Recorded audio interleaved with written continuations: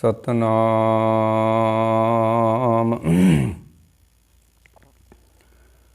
श्री वाहिगुरु साहिब जियो।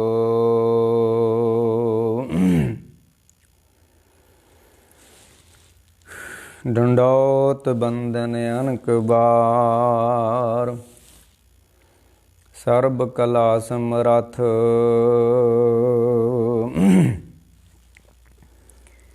Dolan ते राखो प्रभु, नानक दे कर हथ।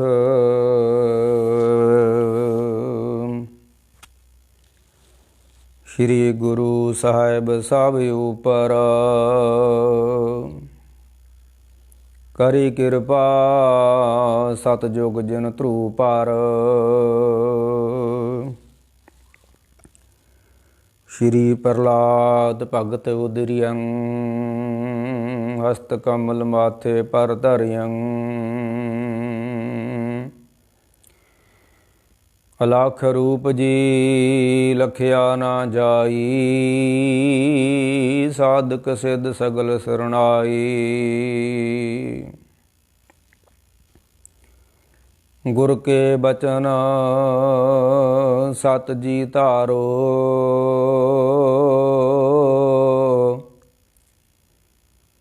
गुर कै बचन सत जी तारो। मानस जन्म दे निस्तारो,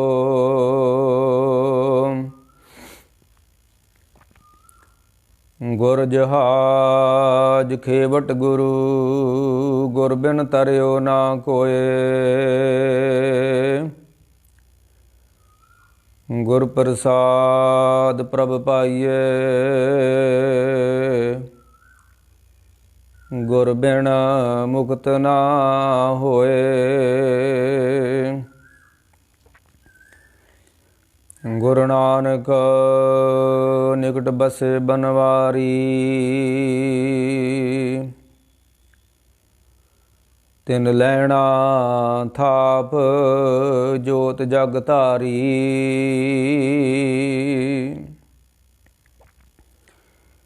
लैने पंथ धर्म का किया, राम अमरदास भल्ले को दिया।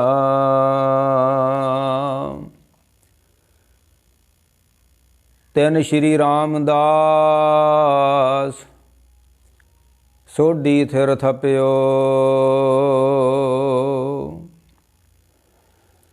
हर का नाम अखे निध जप्यो। अप्यो हर नाम अखै निध चौं जोगा। गुर सेवा कर फल लहियं,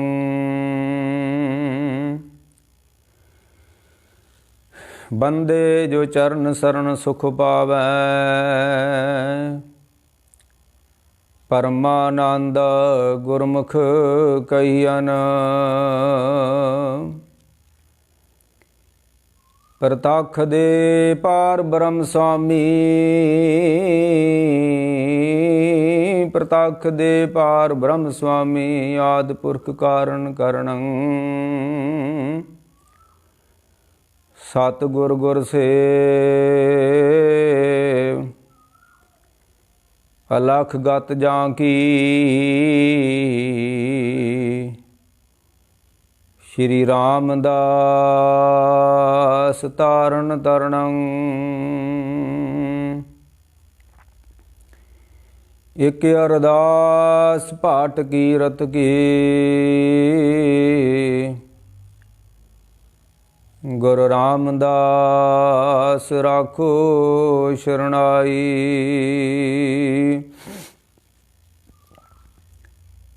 आपे जाने करे आप, आपे आने रास।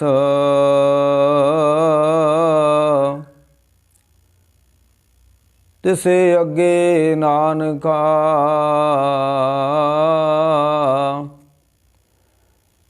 ਖਲੇ ਕੀਚੇ ਅਰਦਾਸ। ਸੁਖ ਦਾਤਾ ਪੈ ਪੰਜਣੋ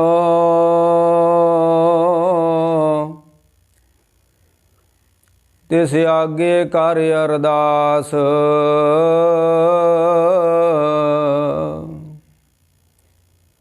ਸੁਖ ਦਾਤਾ ਪੈ ਭੰਜਣੋ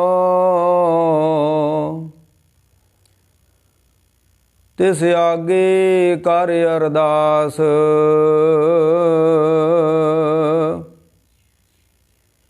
ਮਿਹਰ ਕਰਹਿ ਜਿਸ ਮਿਹਰਵਾਨ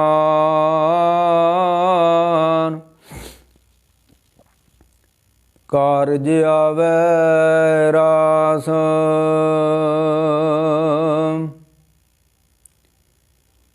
ਤੀਨੇ ਤਾਪ ਨਿਵਾਰਨ ਹਾਰਾ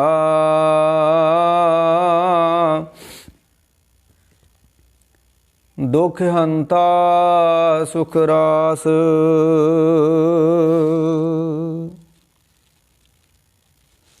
ਤੀਨੇ ਤਾਪ ਨਿਵਾਰਨ ਹਾਰਾ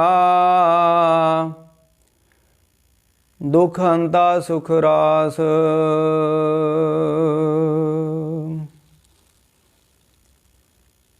ਵਾਹਿਗੁਰੂ ਜੀ ਕਾ ਖਾਲਸਾ ਵਾਹਿਗੁਰੂ ਜੀ ਕੀ ਫਤਿਹ।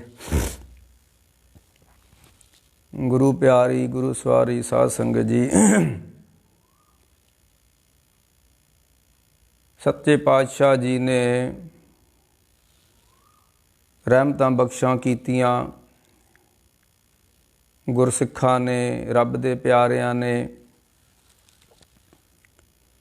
ਅੰਮ੍ਰਿਤ ਵੇਲੇ ਗੁਰੂ ਚਰਨਾਂ ਨਾਲ ਜੁੜ ਕੇ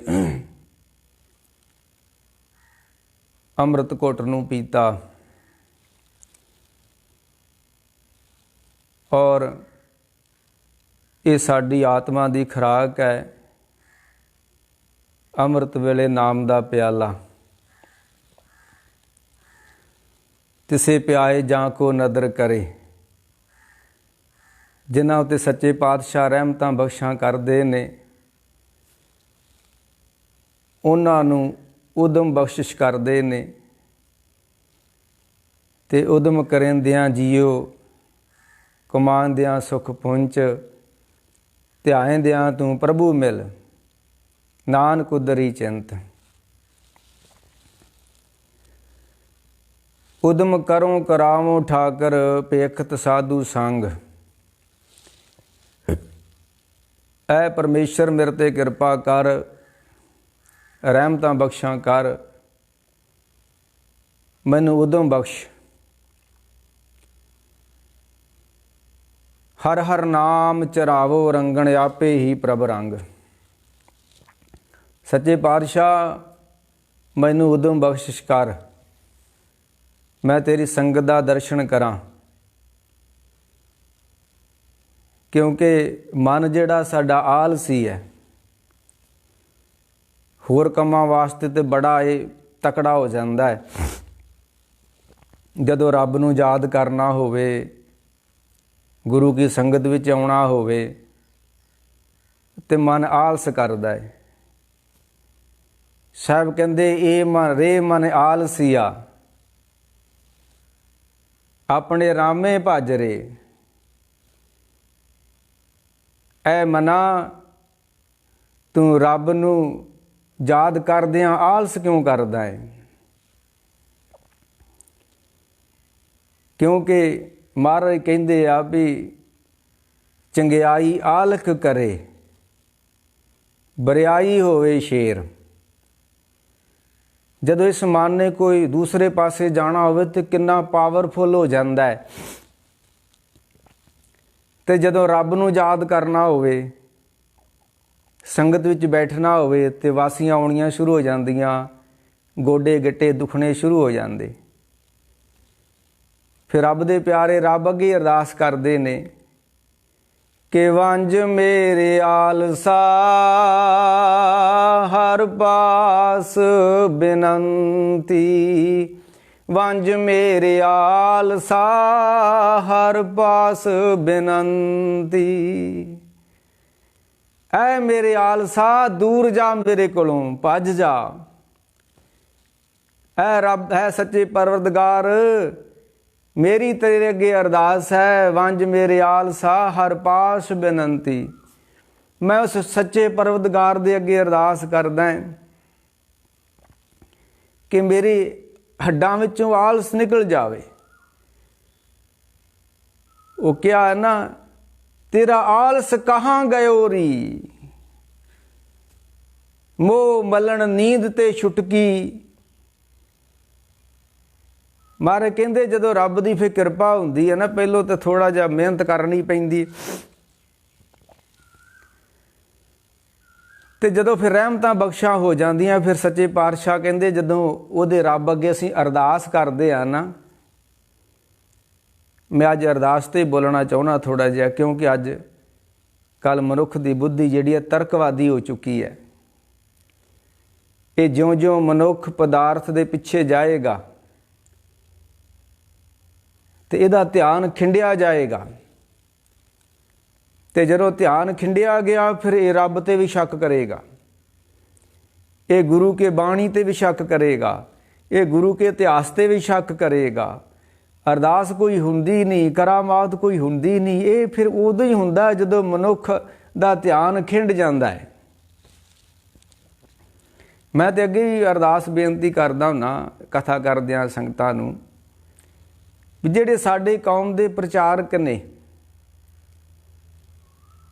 ਉਹਨਾਂ ਨੂੰ ਥੋੜ੍ਹਾ ਜਿਹਾ ਸਮਾਂ ਉਸ ਜਗ੍ਹਾ 'ਤੇ ਜ਼ਿੰਦਗੀ ਦਾ ਬਿਤਾਉਣਾ ਚਾਹੀਦਾ ਜਿੱਥੇ ਕੋਈ ਦੂਸਰਾ ਨਾ ਹੋਵੇ। ਇਕਾਂਤ ਵਿੱਚ ਉਹ ਬੈਠ ਕੇ ਅੰਦਰ ਦਾ ਚਿੰਤਨ ਕਰਨ, ਤਾਂ ਕਿ ਕੱਲ੍ਹ ਨੂੰ ਕੋਈ ਤਰਕਵਾਦੀ ਆ ਕੇ ਕੋਈ ਉਸ ਦੇ ਸਿਦਕ ਨੂੰ ਡਲਾ ਨਾ ਸਕੇ। ਉਹ ਕਿਸੇ ਦੀ ਕਿਤਾਬ ਪੜ੍ਹ ਕੇ ਉਹਦਾ ਚਿੱਤ ਡੋਲ ਨਾ ਜਾਵੇ, ਉਹਨੂੰ ਸਵੈ ਭਰੋਸਾ ਹੋਵੇ ਕਿ ਮੈਂ ਤਾਂ ਪ੍ਰੈਕਟੀਕਲ ਕਰਕੇ ਵੇਖਿਆ ਹੈ ਅਤੇ ਤੂੰ ਕਿਤਾਬਾਂ ਲਿਖਦਾ ਪਿਆ। ਮੈਂ ਤਾਂ ਅੱਗੇ ਵੀ ਕਹਿੰਦਾ ਹੁੰਦਾ ਕਿ ਸਾਡੀ ਕੌਮ ਦੇ ਗਿਆਨੀ ਬੁੱਢੇ ਵਾਰੇ ਤੱਕ ਅਜੇ ਕੰਨੇ ਬੰਨੇ ਹੀ ਦੱਸਦੇ ਫਿਰਦੇ ਨੇ, ਕੋਈ ਅੰਦਰ ਦਾ ਚਿੰਤਨ ਨਹੀਂ ਕਰਦੇ। ਇਹ ਮਨੁੱਖ ਦਾ ਮਨ ਤਾਂ ਹੀ ਡਾਵਾਂਡੋਲ ਹੁੰਦਾ, ਇਹਨੇ ਆਪਣਾ ਕੋਈ ਤਜਰਬਾ ਨਹੀਂ ਕੀਤਾ ਜ਼ਿੰਦਗੀ ਦਾ। ਮੈਂ ਇੱਥੇ ਬੋਲਣਾ ਚਾਹੁੰਦਾ ਅੱਜ ਅਰਦਾਸ 'ਤੇ ਹੀ। ਤੇ ਮਹਾਰਾਜ ਕਹਿੰਦੇ ਜਦੋਂ ਕੋਈ ਸੱਚੇ ਪਰਵਤਗਾਰ ਦੇ ਅੱਗੇ ਹੱਥ ਜੋੜ ਕੇ ਬੇਨਤੀ ਕਰਦਾ ਕਿ ਵੰਜ ਮੇਰੇ ਆਲਸਾ ਹਰ ਪਾਸ ਬੇਨੰਤੀ। ਐ ਹਰੀ ਹੈ ਪਰਮੇਸ਼ਰ, ਮੇਰੀ ਤੇਰੇ ਅੱਗੇ ਬੇਨਤੀ ਹੈ, ਮੇਰੇ ਜ਼ਿੰਦਗੀ ਵਿੱਚੋਂ ਆਲਸ ਦੂਰ ਕਰ ਦੇ। ਮਰ ਕਿਹਾ ਨਾ, ਤੇ ਜਦੋਂ ਫਿਰ ਉਹ ਰਹਿਮਤਾਂ ਕਰ ਦਿੰਦਾ ਸੱਚਾ ਪਰਵਤਗਾਰ, ਕਿਰਪਾ ਕਰ ਦਿੰਦਾ, ਫਿਰ ਹੁੰਦਾ ਕੀ ਹੈ ਜਦੋਂ ਆਲਸ ਜ਼ਿੰਦਗੀ ਚੋਂ ਨਿਕਲ ਜਾਂਦਾ ਹੈ ਨਾ, ਨਿਕਲਦਾ ਨਹੀਂ ਗਾ, ਬੜਾ ਮੁਸ਼ਕਲ ਹੈ।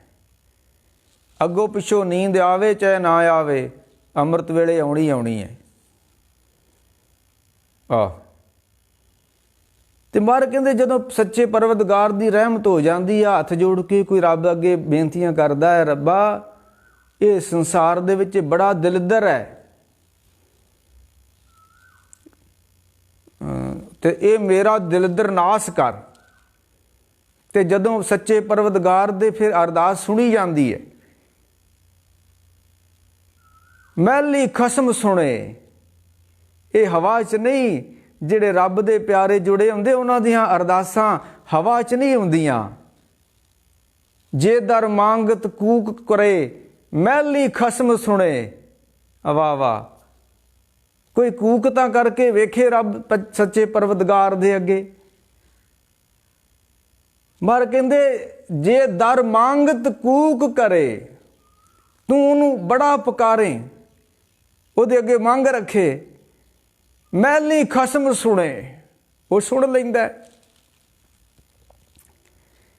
ਪਰ ਦਾਵਾ ਨਹੀਂ ਹੈ, ਭਾਵੇਂ ਧੱਕੇ ਭਾਵੇਂ ਤੀਰਕ,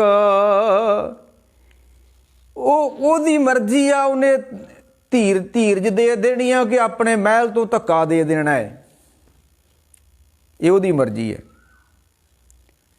ਸਾਹਿਬ ਕਹਿੰਦੇ ਫਿਰ ਜਦੋਂ ਸੱਚਾ ਪਰਵਤਗਾਰ ਕਿਸੇ ਦੀ ਸੁਣ ਲੈਂਦਾ ਹੈ, ਉੱਦਾਂ ਤੇ ਉਹਨਾਂ ਦੇ ਅਰਦਾਸ ਕਰਨ ਦੀ ਲੋੜ ਹੀ ਕੋਈ ਨਹੀਂ ਹੈ, ਕਿਸੇ ਧਰਮ ਸਥਾਨ ਦੀ ਲੋੜ ਹੀ ਨਹੀਂ ਆ, ਇੱਥੋਂ ਤੱਕ ਗੱਲ ਚੱਲ ਗਈ ਬਾਣੀ ਦੀ ਵੀ ਲੋੜ ਨਹੀਂ ਆ, ਬਸ ਇਹਨੂੰ ਖੋਲ ਲਓ। ਵਾਹ ਜੀ ਵਾਹ, ਇਹਨੂੰ ਖੋਲ ਲਓ। ਨਹੀਂ, ਐਸੀ ਕੋਈ ਬਾਤ ਨਹੀਂ ਹੈ, ਇਹਨੂੰ ਨਹੀਂ ਖੋਲਣਾ, ਇਹਨੂੰ ਗੁਰੂ ਦੇ ਚਰਨਾਂ 'ਚ ਰੱਖਣਾ ਹੈ। ਇਹ ਜਿਹਦਾ ਖੁੱਲ ਜਾਂਦਾ ਉਹ ਤੇ ਨਾਸਤਕ ਹੋ ਜਾਂਦਾ ਹੈ, ਉਹ ਤੇ ਗੁਰੂ ਤੇ ਵੀ ਸ਼ੱਕ ਕਰ ਬੈਂਦਾ ਹੈ, ਉਹ ਤੇ ਰੱਬ ਤੇ ਵੀ ਸ਼ੱਕ ਕਰ ਬੈਂਦਾ, ਉਹ ਤੇ ਇਤਿਹਾਸ ਤੇ ਵੀ ਸ਼ੱਕ ਕਰ ਬੈਂਦਾ। ਤੇ ਇਹਨੂੰ ਗੁਰੂ ਦੇ ਚਰਨਾਂ 'ਚ ਰੱਖਣਾ, ਇਹਨੂੰ ਖੋਲਣਾ ਨਹੀਂ ਹੈ। ਤੇ ਮਹਾਰਾਜ ਕਹਿੰਦੇ ਜੇ ਦਰ ਮੰਗਤ ਕੂਕ ਕਰੇ, ਮੈਲੀ ਖਸਮ ਸੁਣੇ। ਜਦੋਂ ਕੋਈ ਅੰਦਰੋਂ ਪੁਕਾਰਦਾ ਹੈ ਤੇ ਖਸਮ ਸੁਣਦਾ ਹੈ। ਸੱਚੇ ਪਾਤਸ਼ਾਹ ਗੁਰੂ ਗੋਬਿੰਦ ਸਿੰਘ ਮਹਾਰਾਜ ਵੀ ਕਹਿੰਦੇ ਆ ਕਿ ਹਸਤੀ ਕੀ ਪੁਕਾਰ ਪਾਸੇ ਸੁਨੀਅਤ ਹੈ, ਚੀਟੀ ਕੀ ਪੁਕਾਰ ਪਹਿਲੇ ਸੁਨੀਅਤ ਹੈ। ਉਹਦੇ ਬੜੇ ਕੰਨ ਬਰੀਕ ਨੇ, ਉਹਦੇ ਕੰਨ ਦੇ ਪਰਦੇ ਮੋਟੇ ਨਹੀਂ ਹੈ। ਤੇ ਮੈਂ ਉੱਥੇ ਹੋਣਾ ਅਰਦਾਸ ਵਾਲੇ, ਫਿਰ ਮੈਨੂੰ ਉੱਥੇ ਆਪਣੀ ਗੱਲ ਪੂਰੀ ਕਰ ਲਵਾਂ।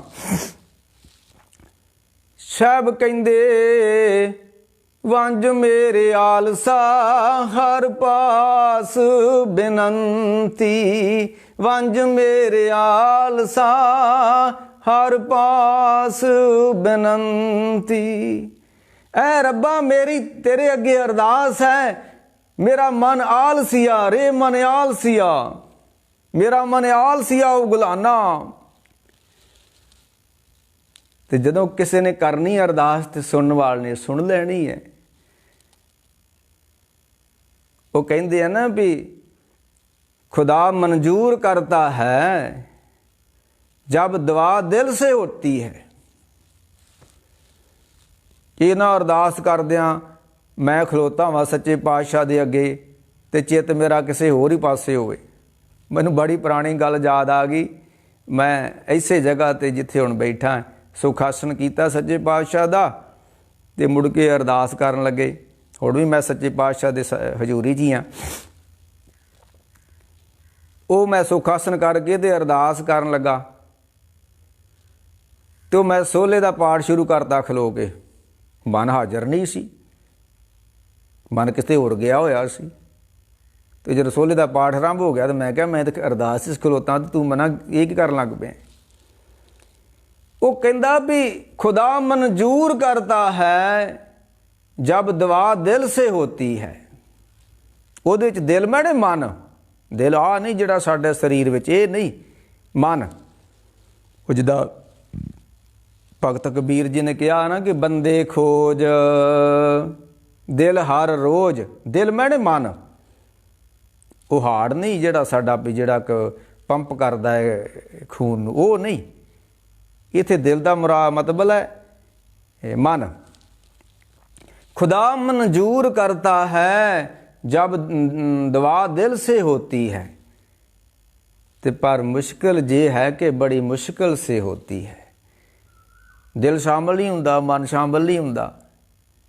ते मार कहंदे जदों फिर सच्चा परवतगार किसे दी अमृत वेले बबीहा अमृत वेले बोलिया तानदार सुनी पुकार, तानदार सुनी पुकार, तानदार सुनी पुकार, तानदार सुनी पुकार।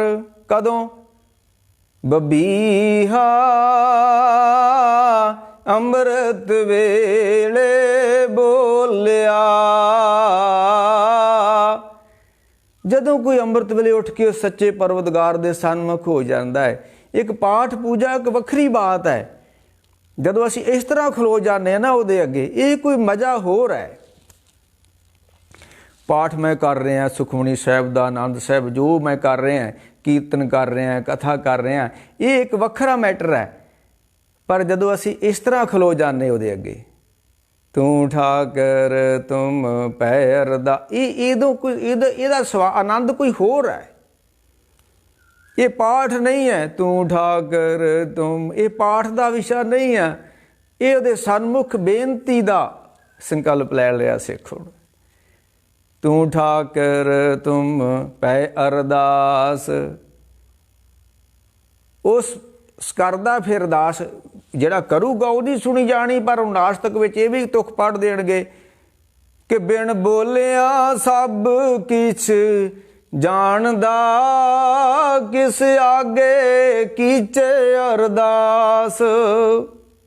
ਉਹ ਨਾਸਤਕ ਇਹ ਤੁਕ ਪੜ੍ਹ ਦੇਣਗੇ ਵੀ ਬਾਣੀ ਤਾਂ ਕਹਿੰਦੀ ਅਰਦਾਸ ਕਰੋ ਹੀ ਨਾ। ਤੇ ਪਰ ਬਾਣੀ ਤੇ ਇਹ ਵੀ ਕਹਿੰਦੀ ਆ ਨਾ, ਜਿਸ ਆਗੇ ਜੋਰ ਨਾ ਚੱਲਈ ਖਲੇ ਕੀਚੇ ਅਰਦਾਸ। ਖਲੋ ਕੇ, ਇਹ ਇੱਕ ਅਸੂਲ ਹੈ। ਧੰਨ ਗੁਰੂ ਗੋਬਿੰਦ ਸਿੰਘ ਸੱਚੇ ਪਾਤਸ਼ਾਹ ਨੇ ਆਖਿਆ ਸੀ, ਤੇ ਜਦੋਂ ਤੁਸੀਂ ਅਰਦਾਸ ਕਰਾਉਣੀ ਆ ਟਕਾ ਦੇ ਕੇ ਅਰਦਾਸ ਕਰਾਉਣੀ ਹੈ, ਖਾਲੀ ਹੱਥ ਨਹੀਂ, ਟਕਾ ਦੇ ਕੇ। ਦੂਸਰਾ, ਅਰਦਾਸ ਖਲੋ ਕੇ ਕਰਨੀ ਹੈ। ਉਹਦੇ ਅੱਗੇ ਇਸ ਤਰ੍ਹਾਂ ਸਨਮੁਖ ਹੋਣਾ ਹੈ, ਉਸ ਨੂੰ ਹਾਜ਼ਰ ਜਾਣਨਾ ਹੈ, ਤੇ ਫਿਰ ਅਰਦਾਸ ਕਰਨੀ ਹੈ। ਤੇ ਮਹਾਰਾਜ ਕਹਿੰਦੇ ਫਿਰ ਆਪੇ ਜਾਣੇ ਕਰੇ ਆਪ, ਆਪੇ ਆਣੇ ਰਾਸ, ਤਿਸੇ ਅੱਗੇ ਨਾਨਕਾ ਖਲੇ ਕੀਚੇ ਅਰਦਾਸ। ਬਾਣੀ 'ਚ ਬਾਰ-ਬਾਰ ਖਲੋ ਕੇ ਅਰਦਾਸ ਕਰਨ ਦਾ ਸੰਕਲਪ ਹੈ। ਤੇ ਫਿਰ ਜਦੋਂ ਕੋਈ ਖਲੋਂਦਾ ਉਸ ਸੱਚੇ ਪਰਵਤਗਾਰ ਦੇ ਅੱਗੇ, ਤੇ ਉਹ ਬੋਲਾ ਤਾਂ ਹੈ ਨਹੀਂ ਹੈ। ਕਬੀਰ ਮੁੱਲਾ ਮਨਾਰੇ ਕਿਆ ਚੜੇ ਸਾਈ ਨਾ ਬਹਿਰਾ ਹੋਏ। ਉਹ ਬਹਿਰਾ ਤਾਂ ਹੈ ਹੀ ਨਹੀਂ ਗਾ। ਖਬਰ ਕਰਤਾ ਹੈ ਪਤ ਪਾਤ ਡਾਲੀ, ਇਹ ਜਗ ਵਾੜੀ ਮੇਰਾ ਪ੍ਰਭ ਮਾਲੀ। ਇਹ ਜਗ ਵਾੜੀ ਮੇਰਾ ਪ੍ਰਭ ਮਾਲੀ, ਸਦਾ ਸੰਭਾਲੀ ਕੋ ਨਹੀਂ ਖਾਲੀ। ਉਹਨੂੰ ਹਰ ਪੱਤੇ ਦੀ ਖਬਰ ਹੈ। ਖਬਰ ਕਰਤਾ ਹੈ ਪਤ ਪਾਤ ਡਾਲੀ, ਉਹ ਇੱਕ ਪੱਤੇ ਦੀ ਵੀ ਖਬਰ ਰੱਖਦਾ ਹੈ। ਤੇ ਬੰਦਿਆ ਤੇਰੀ ਨਹੀਂ ਖਬਰ ਰੱਖਦਾ ਹੋਊਗਾ ਜਦੋਂ ਤੂੰ ਉਸ ਦੇ ਅੱਗੇ ਇਸ ਤਰ੍ਹਾਂ ਪਰਵਤਗਾਰ ਦੇ ਅੱਗੇ ਖਲੋਵੇਂਗਾ। ਤੇ ਸਾਹਿਬ ਕਹਿੰਦੇ ਜਿਹੜੇ ਇਸ ਤਰ੍ਹਾਂ ਖਲੋਂਦੇ ਆ ਨਾ, ਬਰਕਤ ਤਿੰਨ ਕੋ ਅਗਲੀ, ਪੜ੍ਹਦੇ ਰਹਿਣ ਦਰੂਦਾ। ਬਾਹਰ ਕਹਿੰਦੇ ਇਸ ਤਰ੍ਹਾਂ ਅਸੀਂ ਅਰਦਾਸ ਕਰਦੇ, ਉਹ ਦਰੂਦ ਪੜ੍ਹਦੇ ਨੇ ਮੁਸਲਮਾਨ। ਉਹ ਜਿੱਦਾਂ ਆਪਾਂ ਸੋਲਾ ਪੜ੍ਹਦੇ ਨੇ ਪੁਰਾਣੀ ਦਾ, ਉਹ ਦਰੂਦ ਪੜ੍ਹਦੇ ਨੇ। ਬਾਹਰ ਕਹਿੰਦੇ ਉਹਨਾਂ ਤੇ ਬੜੀਆਂ ਰਹਿਮਤਾਂ ਬਖਸ਼ਾਂ ਹੁੰਦੀਆਂ ਜਿਹੜੇ ਰੱਬ ਦੀ ਦੁਆ ਕਰਦੇ ਨੇ, ਜਿਹੜੇ ਰੱਬ ਅੱਗੇ, ਜਿਹੜੇ ਗੁਰੂ ਕੀ ਬਾਣੀ ਪੜ੍ਹਦੇ ਨੇ, ਉਹਨਾਂ ਤੇ ਬਰਕਤ ਤਿੰਨ ਕੋ ਅਗਲੀ, ਜੇ ਪੜ੍ਹਦੇ ਰਹਿਣ ਦਰੂਦ। ਗੁਰਮੁਖ ਹਰ ਹਰ ਪਾਠ ਪੜ੍ਹਈਆ। ਵਹ ਜੀ ਪਾਠ ਦਾ ਕੀ ਮਤਲਬ, ਬਾਣੀ ਨੂੰ ਉੱਦਾਂ ਹੀ ਸਮਝ ਲਓ। ਨਾ ਨਾ ਨਾ ਨਾ, ਬਾਣੀ ਕੋ ਸਮਝਣ ਦਾ ਵਿਸ਼ਾ ਨਹੀਂ ਹੈ। ਆਵੋ ਸਿੱਖ ਸਤਿਗੁਰੂ ਕੇ ਪਿਆਰਿਓ, ਗਾਵੋ ਸੱਚੀ ਬਾਣੀ। ਬਾਣੀ ਸਮਝਣ ਦਾ ਵਿਸ਼ਾ ਨਹੀਂ ਹੈ। ਹਾਂ, ਇਸ ਨੂੰ ਗਾਉਣਾ ਵੀ ਆ, ਇਸ ਨੂੰ ਸਮਝਣਾ ਵੀ ਆ, ਇਸ ਨੂੰ ਧਿਆਉਣਾ ਵੀ ਆ, ਇਸ ਨੂੰ ਜਪਣਾ ਵੀ ਆ। ਬਾਣੀ ਮੰਤਰ ਮਹਾਂਪੁਰਖਣ ਕੀ, ਇਹ ਮੰਤਰ ਵਾ। ਗੁਰੂ ਕੀ ਬਾਣੀ ਇੱਕ ਮੰਤਰ ਵਾ। ਬਾਣੀ ਮੰਤਰ ਮਹਾਂਪੁਰਖਣ ਕੀ, ਇਹ ਮਹਾਂਪੁਰਖਾਂ ਦੀ ਬਾਣੀ ਆ। ਇਹ ਸਿੱਖਾ ਤੈਨੂੰ ਇੱਕ ਮੰਤਰ ਦਿੱਤਾ ਗੁਰੂ ਨਾਨਕ ਸਾਹਿਬ ਨੇ, ਤੇ ਤੂੰ ਇਸ ਮੰਤਰ ਨੂੰ ਜਪਣਾ ਹੈ। ਮੰਤਰ ਜਪਣ ਵਾਸਤੇ ਹੁੰਦਾ ਹੈ, ਮੰਤਰ ਸਮਝਣ ਵਾਸਤੇ ਨਹੀਂ ਹੁੰਦਾ। ਇਹ ਜੀ ਬਾਣੀ ਨੂੰ ਇੱਕ ਵਾਰੀ ਸਮਝ ਲਓ ਤੇ ਠੀਕ ਵਾ। ਨਾ ਨਾ, ਤੇ ਜਿਹੜੀ ਗੁਰੂ ਕੀ ਬਾਣੀ ਨੇ ਕਿਹਾ ਕਿ ਬਾਣੀ ਮੰਤਰ ਮਹਾਂਪੁਰਖਣ ਕੀ, ਇਹ ਤੇ ਮੰਤਰ ਵਾ। ਸਿੱਖਾ ਤੈਨੂੰ ਜਪ, ਗੁਰੂ ਗ੍ਰੰਥ ਸਾਹਿਬ ਦੀ ਆਰੰਭਤਾ ਜਪ ਤੋਂ ਹੁੰਦੀ ਆ। ਜਪ ਆਦਿ ਸੱਚ ਜੁਗਾਦ ਸੱਚ।